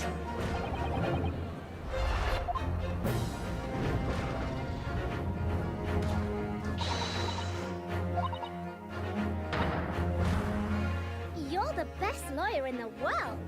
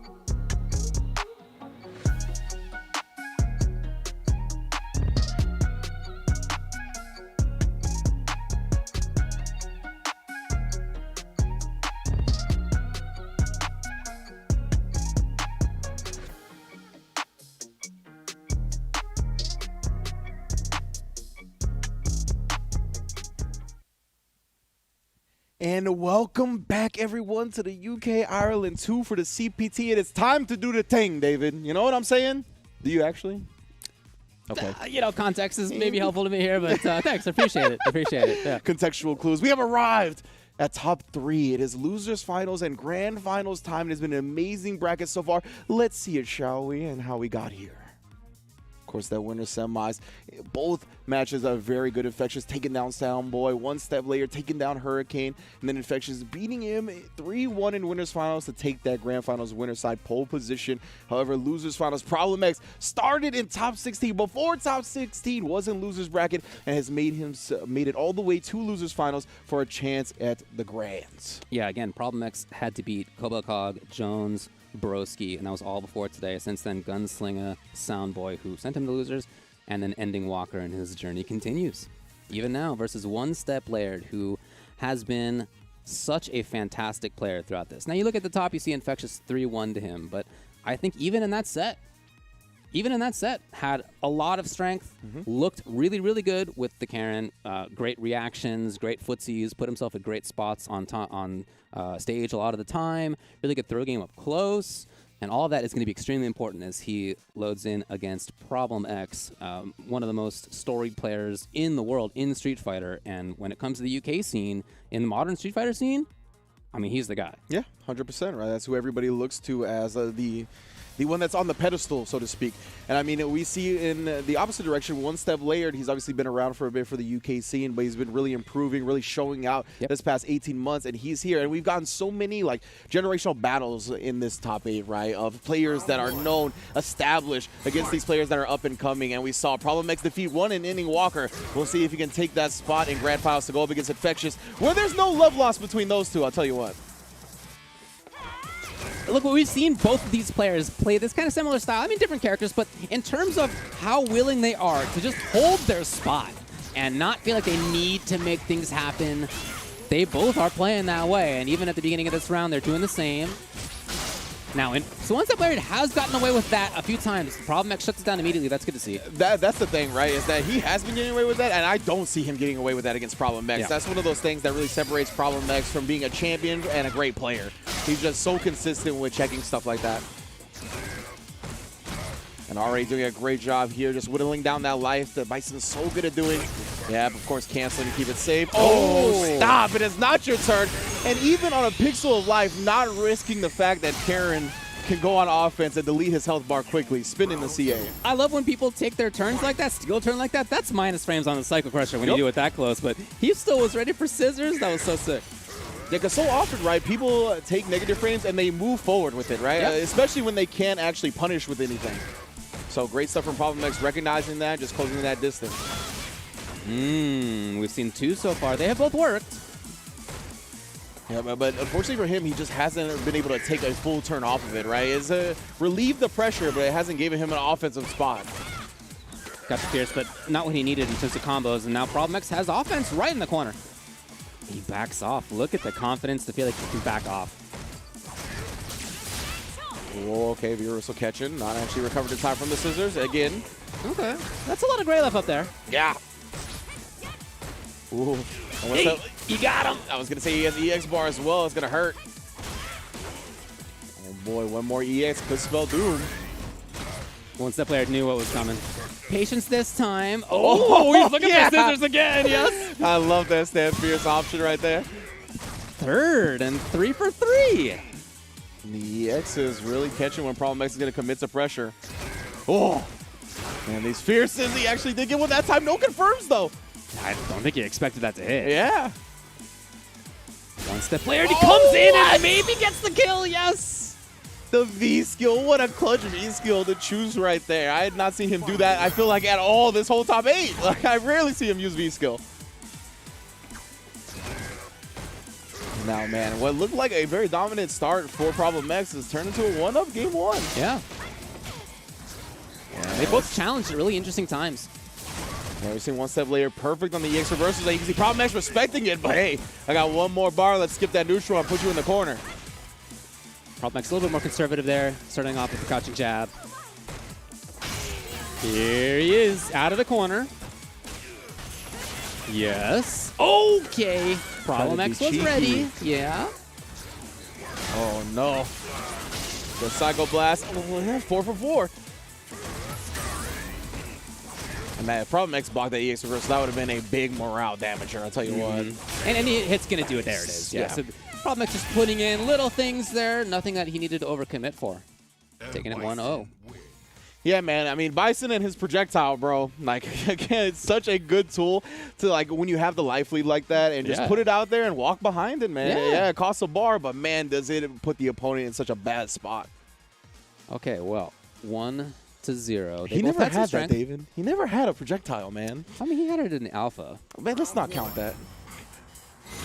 A big body Bison in that game. Oh.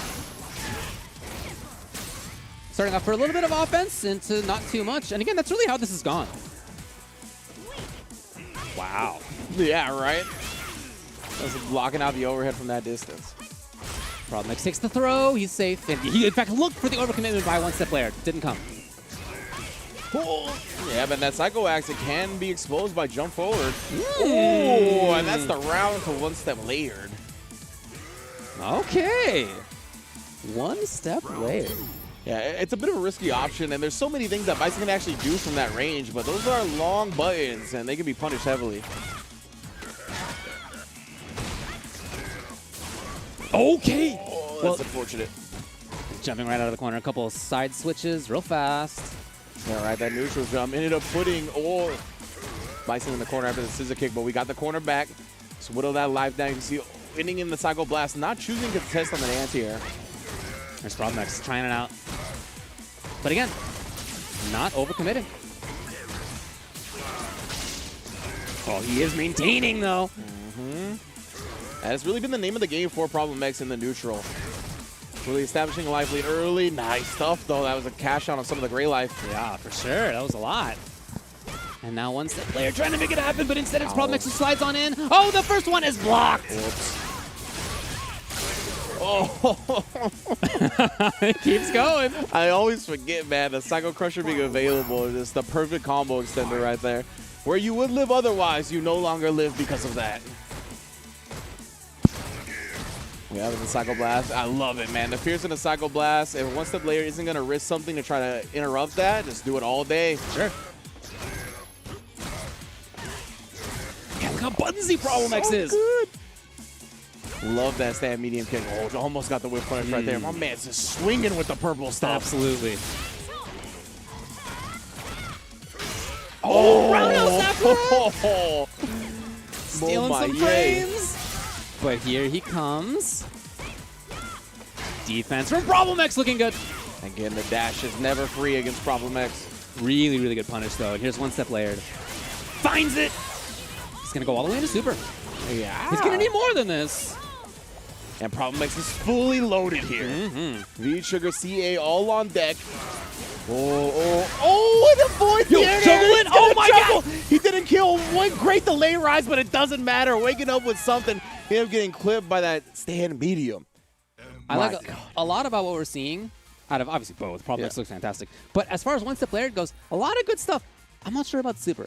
The thing about super is that it does a lot of damage, but she doesn't get Oki afterward. Yeah. And that's it. And she can do a lot of damage anyway. Like, damage is not really the problem for the character.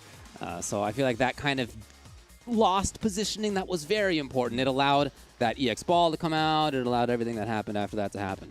Yeah, I like Karen supers in the beginning of rounds, right? Establish a big lead. You got time to build bar back. But in a situation like that where you're not going to kill with the combo, I think, yeah, sacrificing a little bit of damage for a better Oki situation and then having another EX bar available could have definitely led to a better situation. But, of course, that's all hindsight. Of course. Yeah, and then Problem X being a great player that he is, once again, I was very scared that he was going to kill off that juggle combo, to be quite honest with you. For sure. And then, I mean, great stuff to one-step layer, staying composed and delay rising, right? That was a situation where a lot of players would have quick rose and got hit by the cross of Psycho Crusher. So, it sounds like we've gone back to the lobby, and I don't think that's because one-step layered is going to be switching characters. I think that's just doing a good thing of taking some time, thinking about things. I mean, think back to his quote on day number 1. We asked all the players for a little bit of a spiel about themselves, and what he said was, "My first time making it to top 16 since competing, just looking to have a good time. First time. Just top looking 16. to have a good time. So, right. I mean, for him to have a Top top three three? is incredible. Yeah, Smokes. absolutely. Incredible. But, you know, it's not just at this point about having a good time. You know, it's Yep. about maybe qualifying. And so he needs to settle himself down a bit. He recognizes that. And that's really good to see that his mindset is there, that he knows. He knows what he needs to do at this moment. Yeah, it's really dope because I think a lot of the time when you come into that with that mindset, it's easy to kind of let the set go, right? You're like, I've already gotten so far, I've done so much work, this has far exceeded my expectations, and you kind of just let it go a little bit. But no, he is definitely taking some time to compose himself, knows that he's got the skill to take down whoever is in his way, right? He's been competing with these top level players. So yeah, I love him taking this very seriously and trying to reset the momentum a bit. Okay, we've seen buttons from him that we hadn't really seen. We hadn't seen too much medium kick or roundhouse. They both come out. So it hadn't worked out, right? But I think he is showing a bit of change in what he wants to be doing. Yeah, exactly. He's thinking about it, right? 2-game loss. My goodness, Problem X was just mauling, by the way. Yeah. Finally gets thrown out of the pressure, but again. Definitely seeing different button choices out of him. Question is whether it will work, but he has gotten some damage to them. I see one step later. Ooh, just park it. That man's on fire. Ooh, the flames again, and of course, that Psycho Crusher adding that last bit of damage. And now set point for Problem X just like that. I'd be down backing too. See that guy? He's got this huge cape, menacing smile. Starting off well here for Problem X. One step later is in big trouble. Okay, great interruption. However, he's still in the thick of it. Ooh, yeah, staying at a perfect range to anti-air. Challenges here to stay alive. But the question is whether he can really get things going. Problem is just the backdash. He's gone. It's not even a V-shift. He's just out of there. Ooh. Oh, yeah, the Psycho Crusher able to catch him trying to take his turn back, and the sweep to end it. Yeah, that was going to be rough. He didn't have any V-meter either, so like he could have done like Psycho Crusher, CA for chip and whatnot. So yeah, that was definitely going to be a tough position to find yourself in. Fortunately for one step later, he is going to fall at third place. But yeah, first top 16 making it. And I mean, getting all the way to top 3, falling to Infectious and Problem X. Can't really ask for a better performance from an up-and-coming player like that. So great stuff. But it is the grand finals that I think a lot of people desired, not only expected, right? We have Infectious versus Problem X, and Problem X really just displayed his champion caliber play all throughout Losers Finals. Absolutely, and throughout his entire march, again, we've been mentioning all the players that he beat. He's beaten a good half dozen absolute top-level players already on the way through here. Just seeing you take a look at his matches versus One Step Laird, where, again, Problem X did a really, really good job of being at a specific range when he wanted to play kind of a footsies patient game, when he sensed that it was time to get the party started and to go in, like in some of these moments here in this final game, he made that happen too. So you could see even throughout this, it's been the same character. It's not a difference of character. It's a difference, though, of strategy depending on the moment, and he's the kind of player who has been here in this kind of situation enough to know what to do to move on. Look at that. Look at that path. Again, starting before top 16 in Losers, and then marching all the way through past Kobalcog, Jones, Broski, Gunslinger, Soundboy, who's not been the Losers in the first place, Ending Walker, and then One Step Laird. In fact, look at those past 3. I mean, again, it's not the case that Soundboy is new. He's been doing stuff for years, but compared to somebody like Problem X, he is, you know, he's relatively on the come up. So there's 3 in a row there. I think you can take a look at Problem X sending out these kids. Can you believe this guy, this established player? Not an old man himself, but an established player. Man, yeah. Dunking everybody. No, honestly, shout outs to the UK scene and all of the up-and-coming talent that they still have there, even as they have some of the best in the world, and that's what we end up with in this grand finals. Yeah, exactly, man. I think in the pre-online era, right, in the offline era, this was really the top 2 of the UK. I think a lot of people thought Infectious and Problem X were the best 2 players coming out of the region. So it's great to see them meet right here to decide who qualifies. I mean, he's been on a tear throughout Losers Bracket. Of course, Infectious has looked really solid in winner side, right? We've seen all 3 characters now. We've seen Luke, Ken, and Zeku, and we'll see what he goes up against M. Bison and Problem X with. I know for a while, Problem X did not have nice things to say about Zeku, and a lot of that was because of Infectious, but it looks like it's going to be the Ken. So we're seeing all 3 characters not only in this top 16, but in top 8. Well, in terms of recent stuff, there isn't a whole lot. Again, Infectious hasn't really been playing online like that, but he did beat Problem X last time they played offline at Sonic Boom. Anyway, here we go. We got grand finals between Problem X starting on the losers, Infectious and winners, and he jumps in early trying to make it happen. Yeah, and we see Infectious definitely willing to risk these jump-ins early on in sets. And already looking for neutral jumps, trying to see if Problem X is going to be antsy about a scissor kick. Look at this, and Problem just shutting all that down. Crouch Fierce's Psycho Axes once he lands. And Infectious, he does have a bar now of EX. Ooh, catching him flinching after the V reversal. Oh, look at him dashing in. Oh, he is really trying to make it happen. He is jumping a lot. He has EX Tatsu in the air now, too. Oh, God, it's quite stunned. Yeah, waking up with the EX stomp, so smart. Meets him in the middle, not going to let some jump in mix up deter him. Look at how patient Problem is. He's in trouble now. Yeah, you got to be careful. Chip is definitely a factor here. Yeah. Infectious holding onto that EX bar. Oh, what? He walked forward all of a sudden when clearly Problem X didn't expect it. These guys have played a couple of times, huh? Infectious recognizing the distance that he can sneak in a throw before having to block the Psycho Blast. Ooh, and the confirm. Let's go. Love me some Ken play back-to-back with it. Oh, and then the empty jump. It's building. The stun is almost there. He's got CA on deck. If he stuns him, he is dead. Nice stuff from Problem X, fighting out solid. Yeah. Still no V reversal available for Infectious. He tried to challenge too early. What a whip punish right there. So clean. Right. Finally shutting down the jumps. It's been a big problem for him. Big damage from that air-to-air. That's one of Bison's best strengths. Looking for a cancel. He wanted to see Blast. It didn't come. Oh, you're dead for it as well. We've seen Problem X make people pay dearly for those EX reversals. Okay. What a game so far. Yeah, and Infectious, that aggression, right? It's really this Ken. I don't know. It's the inner Ken player in him. It really comes out once he rocks this character. Just right outside the range of that slide. No, chases come on. down the back jump. Oh, my goodness. Checks it right away. Infectious dashing in. Oh, seriously?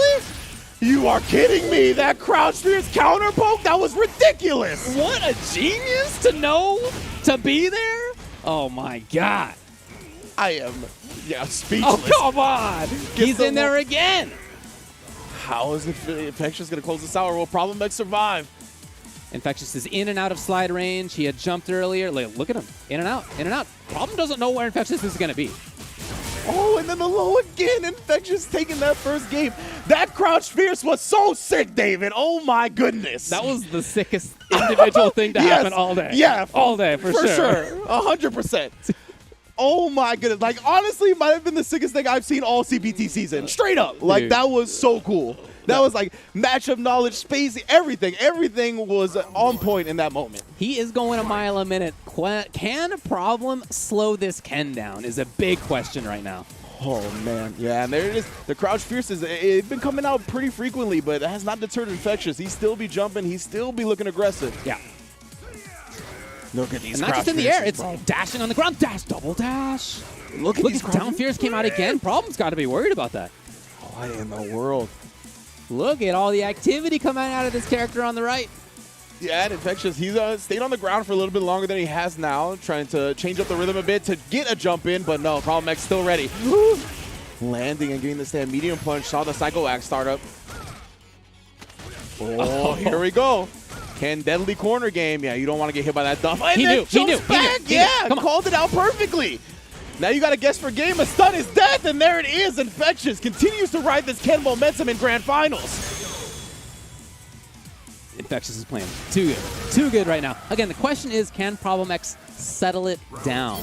Can he get to a range where he can make things happen? The counter pokes have been there from Infectious. The movement's been there. Nice, that's good damage. Oh, and then the heavy kick as well. Infectious most likely looking for a jump, even neutral jump on a wake up. Wow, what a confirm again. It's so dangerous. Problem X with plus frames, doesn't do too much with it. And he backs off. Oh, that's challenges. what Infectious wanted last time this situation came up. He changes it again. Not getting these back jumps for free, and then the hell attack only one strike. Infectious not too worried about that. Ooh. Great medium kick, honestly, from Problem X. This is a real good job. He's been whipping a couple of moves and then covering the whips immediately.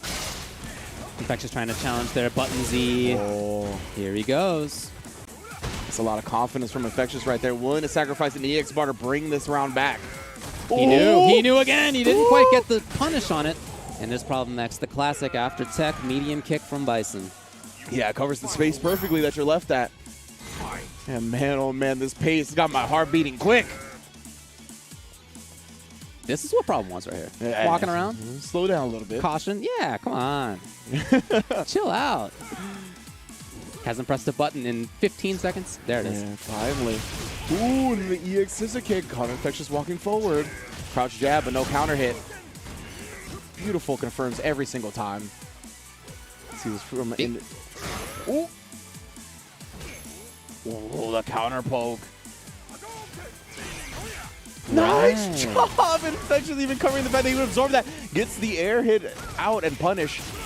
Hoping to see backdash or V-shift maybe. It's going to be a lot of damage here for Infectious. Yes, sir. Kev's going to have the corner as well. Get on in there. Oh! Not quite, but still that low every time. Oh, and then he catches him reaching. Infectious up 2-0 like that, and he has been very successful with just those jump-ins into immediate crouch short. I'm not sure if Problem X is trying to walk back after or what, but he has been getting tagged by that consistently. That Dudley jump roundhouse coming into play for Ken. Looking real good as he continues to follow up here. Even in that time when Problem X has slowed it down a little bit, didn't get anything out of it. Like, that's more the style he'd like to play. Yeah. He'd like to have that slow play. But what do you get? That's the question, and so far it's been consistently Infectious who finds the big moments. You know, 2-0 just like that. Finally a failed hit confirmed. It's going to be a great start from Problem X. Being able to establish this life lead, make Infectious come to him. I love that fireball, though. Seeing him willing to whip buttons from outside any normal range, why not? Not giving up on the air approach. He knows he can, and even on the ground, he's being pretty tricky with where he goes. Oh, God, he is mashing those buttons. I love it. I love the counter poke play. And that's, I mean, that's part of why Problem X hasn't pressed many buttons, by the way. It's like he sees Ken whipping stuff. Ooh, no good from there. Maybe a little bit shook after that failed one to start the round. Activation. And he backs off again. So he has managed to find slow play into actual damage this time. Yep. Yeah, much better situation. Look at these crouch pierces, bro. Ooh, he wants it so badly. My heart skips a beat every time I see the animation. Wow, after the one hit of the stand medium kick, very smart. Right, okay. Okay. Yeah. He was going to need a bunch of correct sequences in a row to bring that one back. Problem X just sneaking in one hit. Ooh. Great whiff punish, and then he catches him reaching again. Just these dash of neutral jumps. Uh-oh, here's Infectious. Swinging for it. Problem X out of there. Yeah, Problem X still risked the punt after that. Nice confirm again. Super's on deck. Oh, not quite stunned. That's actually okay for Problem X. Yeah, he got out of there. Oh, God. Finally meets his opponent in the sky. And he gets the hell attack forward as well and catches the V-shift. Great damage. Huge play. Oh, my goodness. Infectious. Not going to play your shimmy game at all. Instead, back jumps and punishes the throw attempt. And just like that, he's at match point. He's at tournament point for the qualification. And Problem X is at risk of not winning either one of the UK, Ireland CPTs. Second place both times as well, dropping to 4 fills in the original. Infectious here on tournament point. And for it to be a 3-0 would be huge. Quite a statement from Infectious. That's the thing. You don't see players like Problem X get 3-0'd, right? No. Suddenly slow play, but only for a period of time. You never know when he's going to start it off. Okay. Oh, disaster strikes. Here gets the counter hit as well. Problem. Good, great job. That was a hell of a whiff punish. Oh, Good Lord. God. Oh, come on. All the way into CA. He's going to get the double dash as well for the pressure. And just like that, he is maybe one hit from taking this. Oh, it's not enough, but yet. He got it. Infectious. He didn't even need the crosscut to come out. Just gets the crouch medium punch on the other side and takes it 3-0 over Problem X in Grand Finals. Congratulations to Infectious. That means he has found the final qualification spot. Wow, amazing play on the Ken. That was such mastery of that character. The hit confirms were there. The pressure was there. The whiff punishes were there, and the counter pokes. The counter pokes were there. Two of the sickest things I've seen in CPT all season happen in this set, which of course was that counter poke crouch fierce in the first game. Hopefully we get to see that on the replay. And that end sequence too. He whiff punished the stand fierce with V-trigger act. That right. Come on. Ridiculous. How did that connect from that distance? And again, he converted both of those amazing one counter poke and one whiff punish into full CA, right? He made sure he didn't just counter poke you, he just destroyed you. Wow, amazing, amazing. Again, congratulations to Infectious. So we're taking a look back. There were moments when Problem X had control of the stage for a little bit, but he didn't, very often at least, get too much damage out of those situations. Right, here's the moment. Oh, God, again, the whip punish. Look, that trigger 2, not the first time we're seeing somebody use it that way, but to see that is always impressive. And then look, come on, you saw the red at the start of that? Jeez. Oh, my goodness. Yeah, and then right there, you ain't going nowhere. He tried to press the button at the very last instance with the crouch medium punch. Gets the job done. Well done from Infectious, man. 3-0 in grand finals. That is a hell of a statement. As you said, 3-1, 3-1, and 3-0. Barely having to sweat throughout the top 8. Super, super well played. I loved it. Not just well played each time, but look at those 3. Luke at the first one, Zeku at the second one, Ken at the third one. Dude, that's a great point. Come on. Yeah, in top Come 8, on. 3 matches, 3 different characters, all looking convincing. That is what I want to see this late in Street Fighter V's lifespan, man. It's a matchup-dependent game, and he really went with the best option for each player and each character. We saw the Luke come out for the Cody. We saw the Zeku come out, and then we saw for the Karen, and then we saw the Bison get countered by the Ken. Great stuff. Woo! Man. And not only the different characters, but the different play styles. It really right? was. Like, he really showed that he wasn't just like a rush down monster. He played slow. He played fast. He knew when he smelled blood in the water and turned up the pace. He knew when to slow down the pace and had to take advantage of that or how to take advantage of it. Yeah, just expert stuff. If you want to get started on the path to being somebody like Infectious, one way to start doing it is to check out what PlayStation has going on. You can head over to compete.playstation.com to learn more about what's going on with PlayStation tournaments and find more Street Fighter V action. Now, it's a long road. I'm not going to lie to you. It's a long road between starting out and being as strong as Infectious is. But, hey, you got to get started somehow, and this is a great way to do it. And you can also check out the Capcom authorized mobile game Street Fighter Duel, now available for download in Taiwan, Hong Kong, and Macau. Other regions are also coming soon. Keep a lookout for more news on the global release and get ready to join the journey with millions of players to find out who is the best fighter in the world. And today, the best fighter has been crowned as Milda BST Infectious. Incredible stuff. 3 different characters, 3-0 in grand finals over one of the best players in the entire world. And I mean, Infectious is one of the best players in the entire world himself, but for sure. Incredible top 8. Incredible top 16. I really loved the way the UK played the whole time. Like, everybody was so solid, so patient. It was just a display of excellent Street Fighter. All right, well, let's take a quick break. When we come back, let's wrap it up. Let's talk about what we saw. Stick around for that. Time to fly, time to fly. Never give up, we won't retreat. The ones who stand after defeat. So fly, time to fly.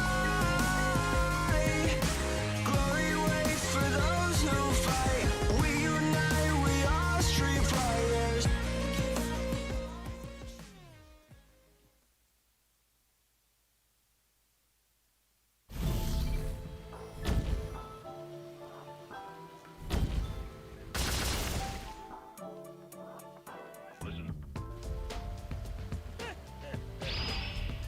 Guess it's time to start warming up.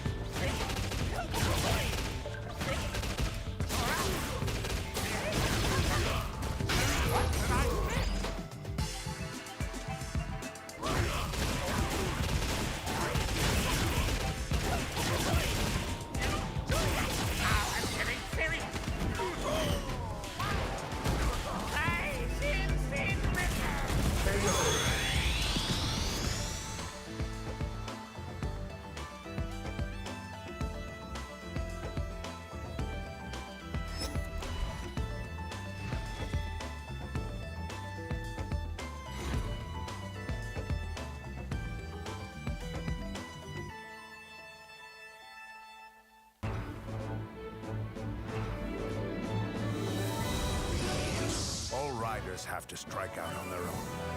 Let's do this.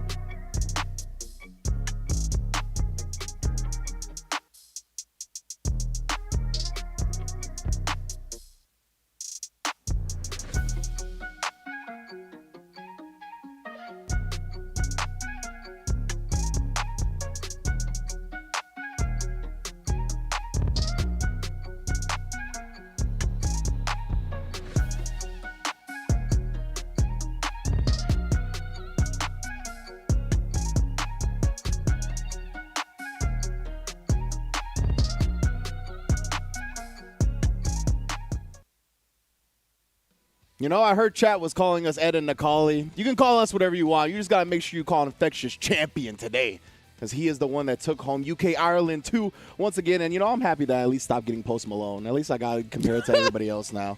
There's a lot more variety. But anyway, Infectious has done a great job right throughout the top ages, showcasing his skill in Street Fighter. And Rob TV actually brought up a great point on Twitter as well, showcasing the winner side advantage, right? Infectious really just brought out that aggression. He knew that he had a whole set to sacrifice if that's the case. And it really felt like it caught Problem X in situations where he was not ready for. Yeah, I mean, I do think that Bison has a lot to say versus Ken. I like his control in that matchup quite a bit, but that wasn't how it went at all, you know? And I think that is a good point to make about the fact that when you're coming from winner's side, you can do things and lose, and it's not a big deal. You got the next set.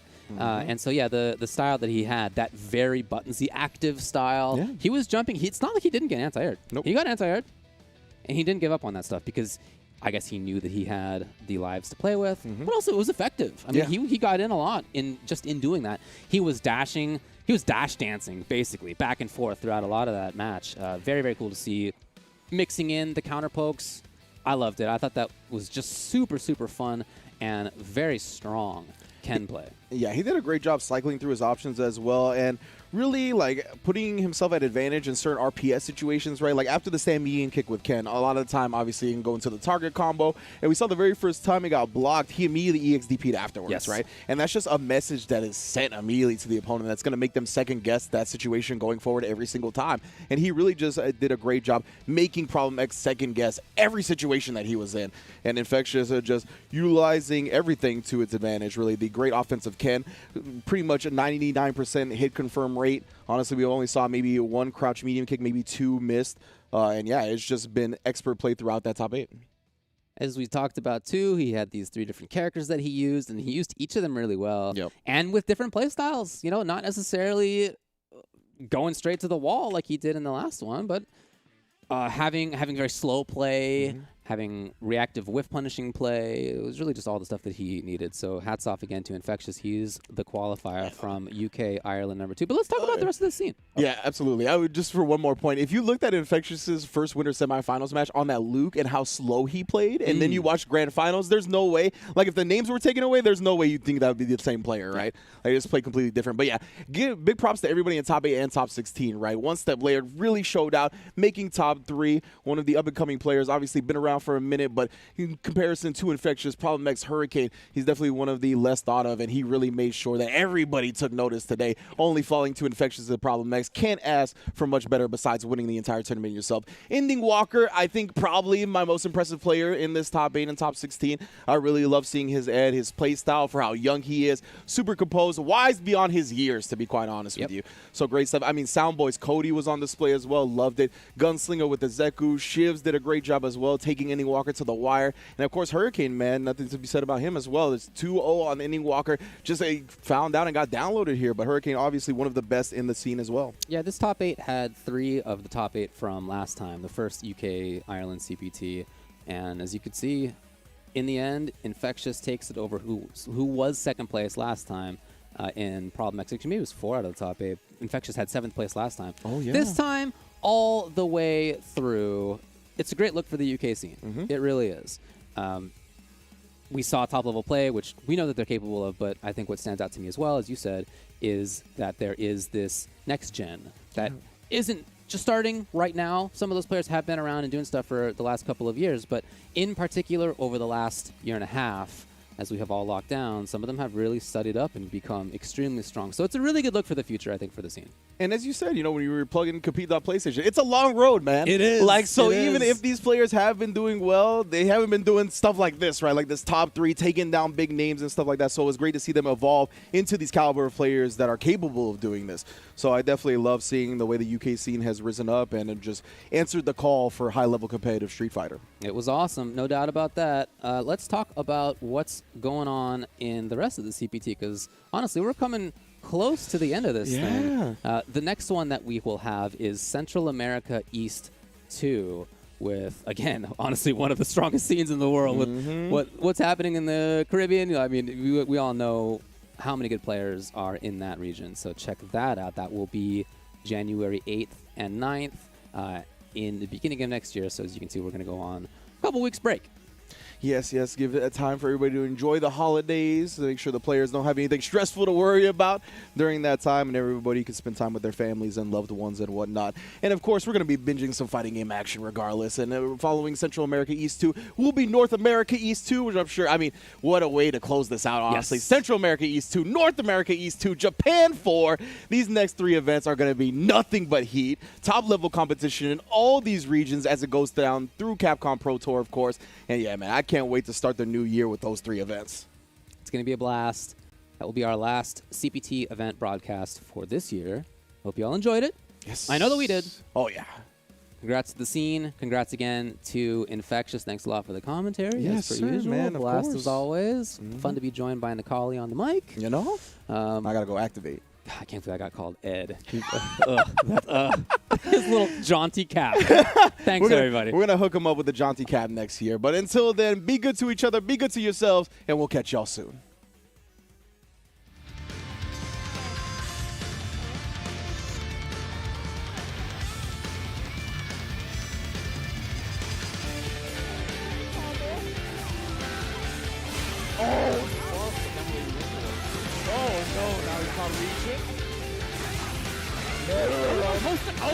Suspect the VP that he actually woke up and said, it's going to be a big change.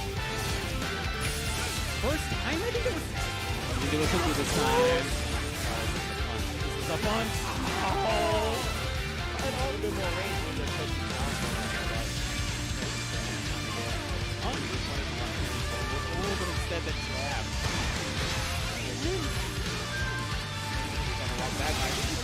Oh, no. Come on, forbidden combo!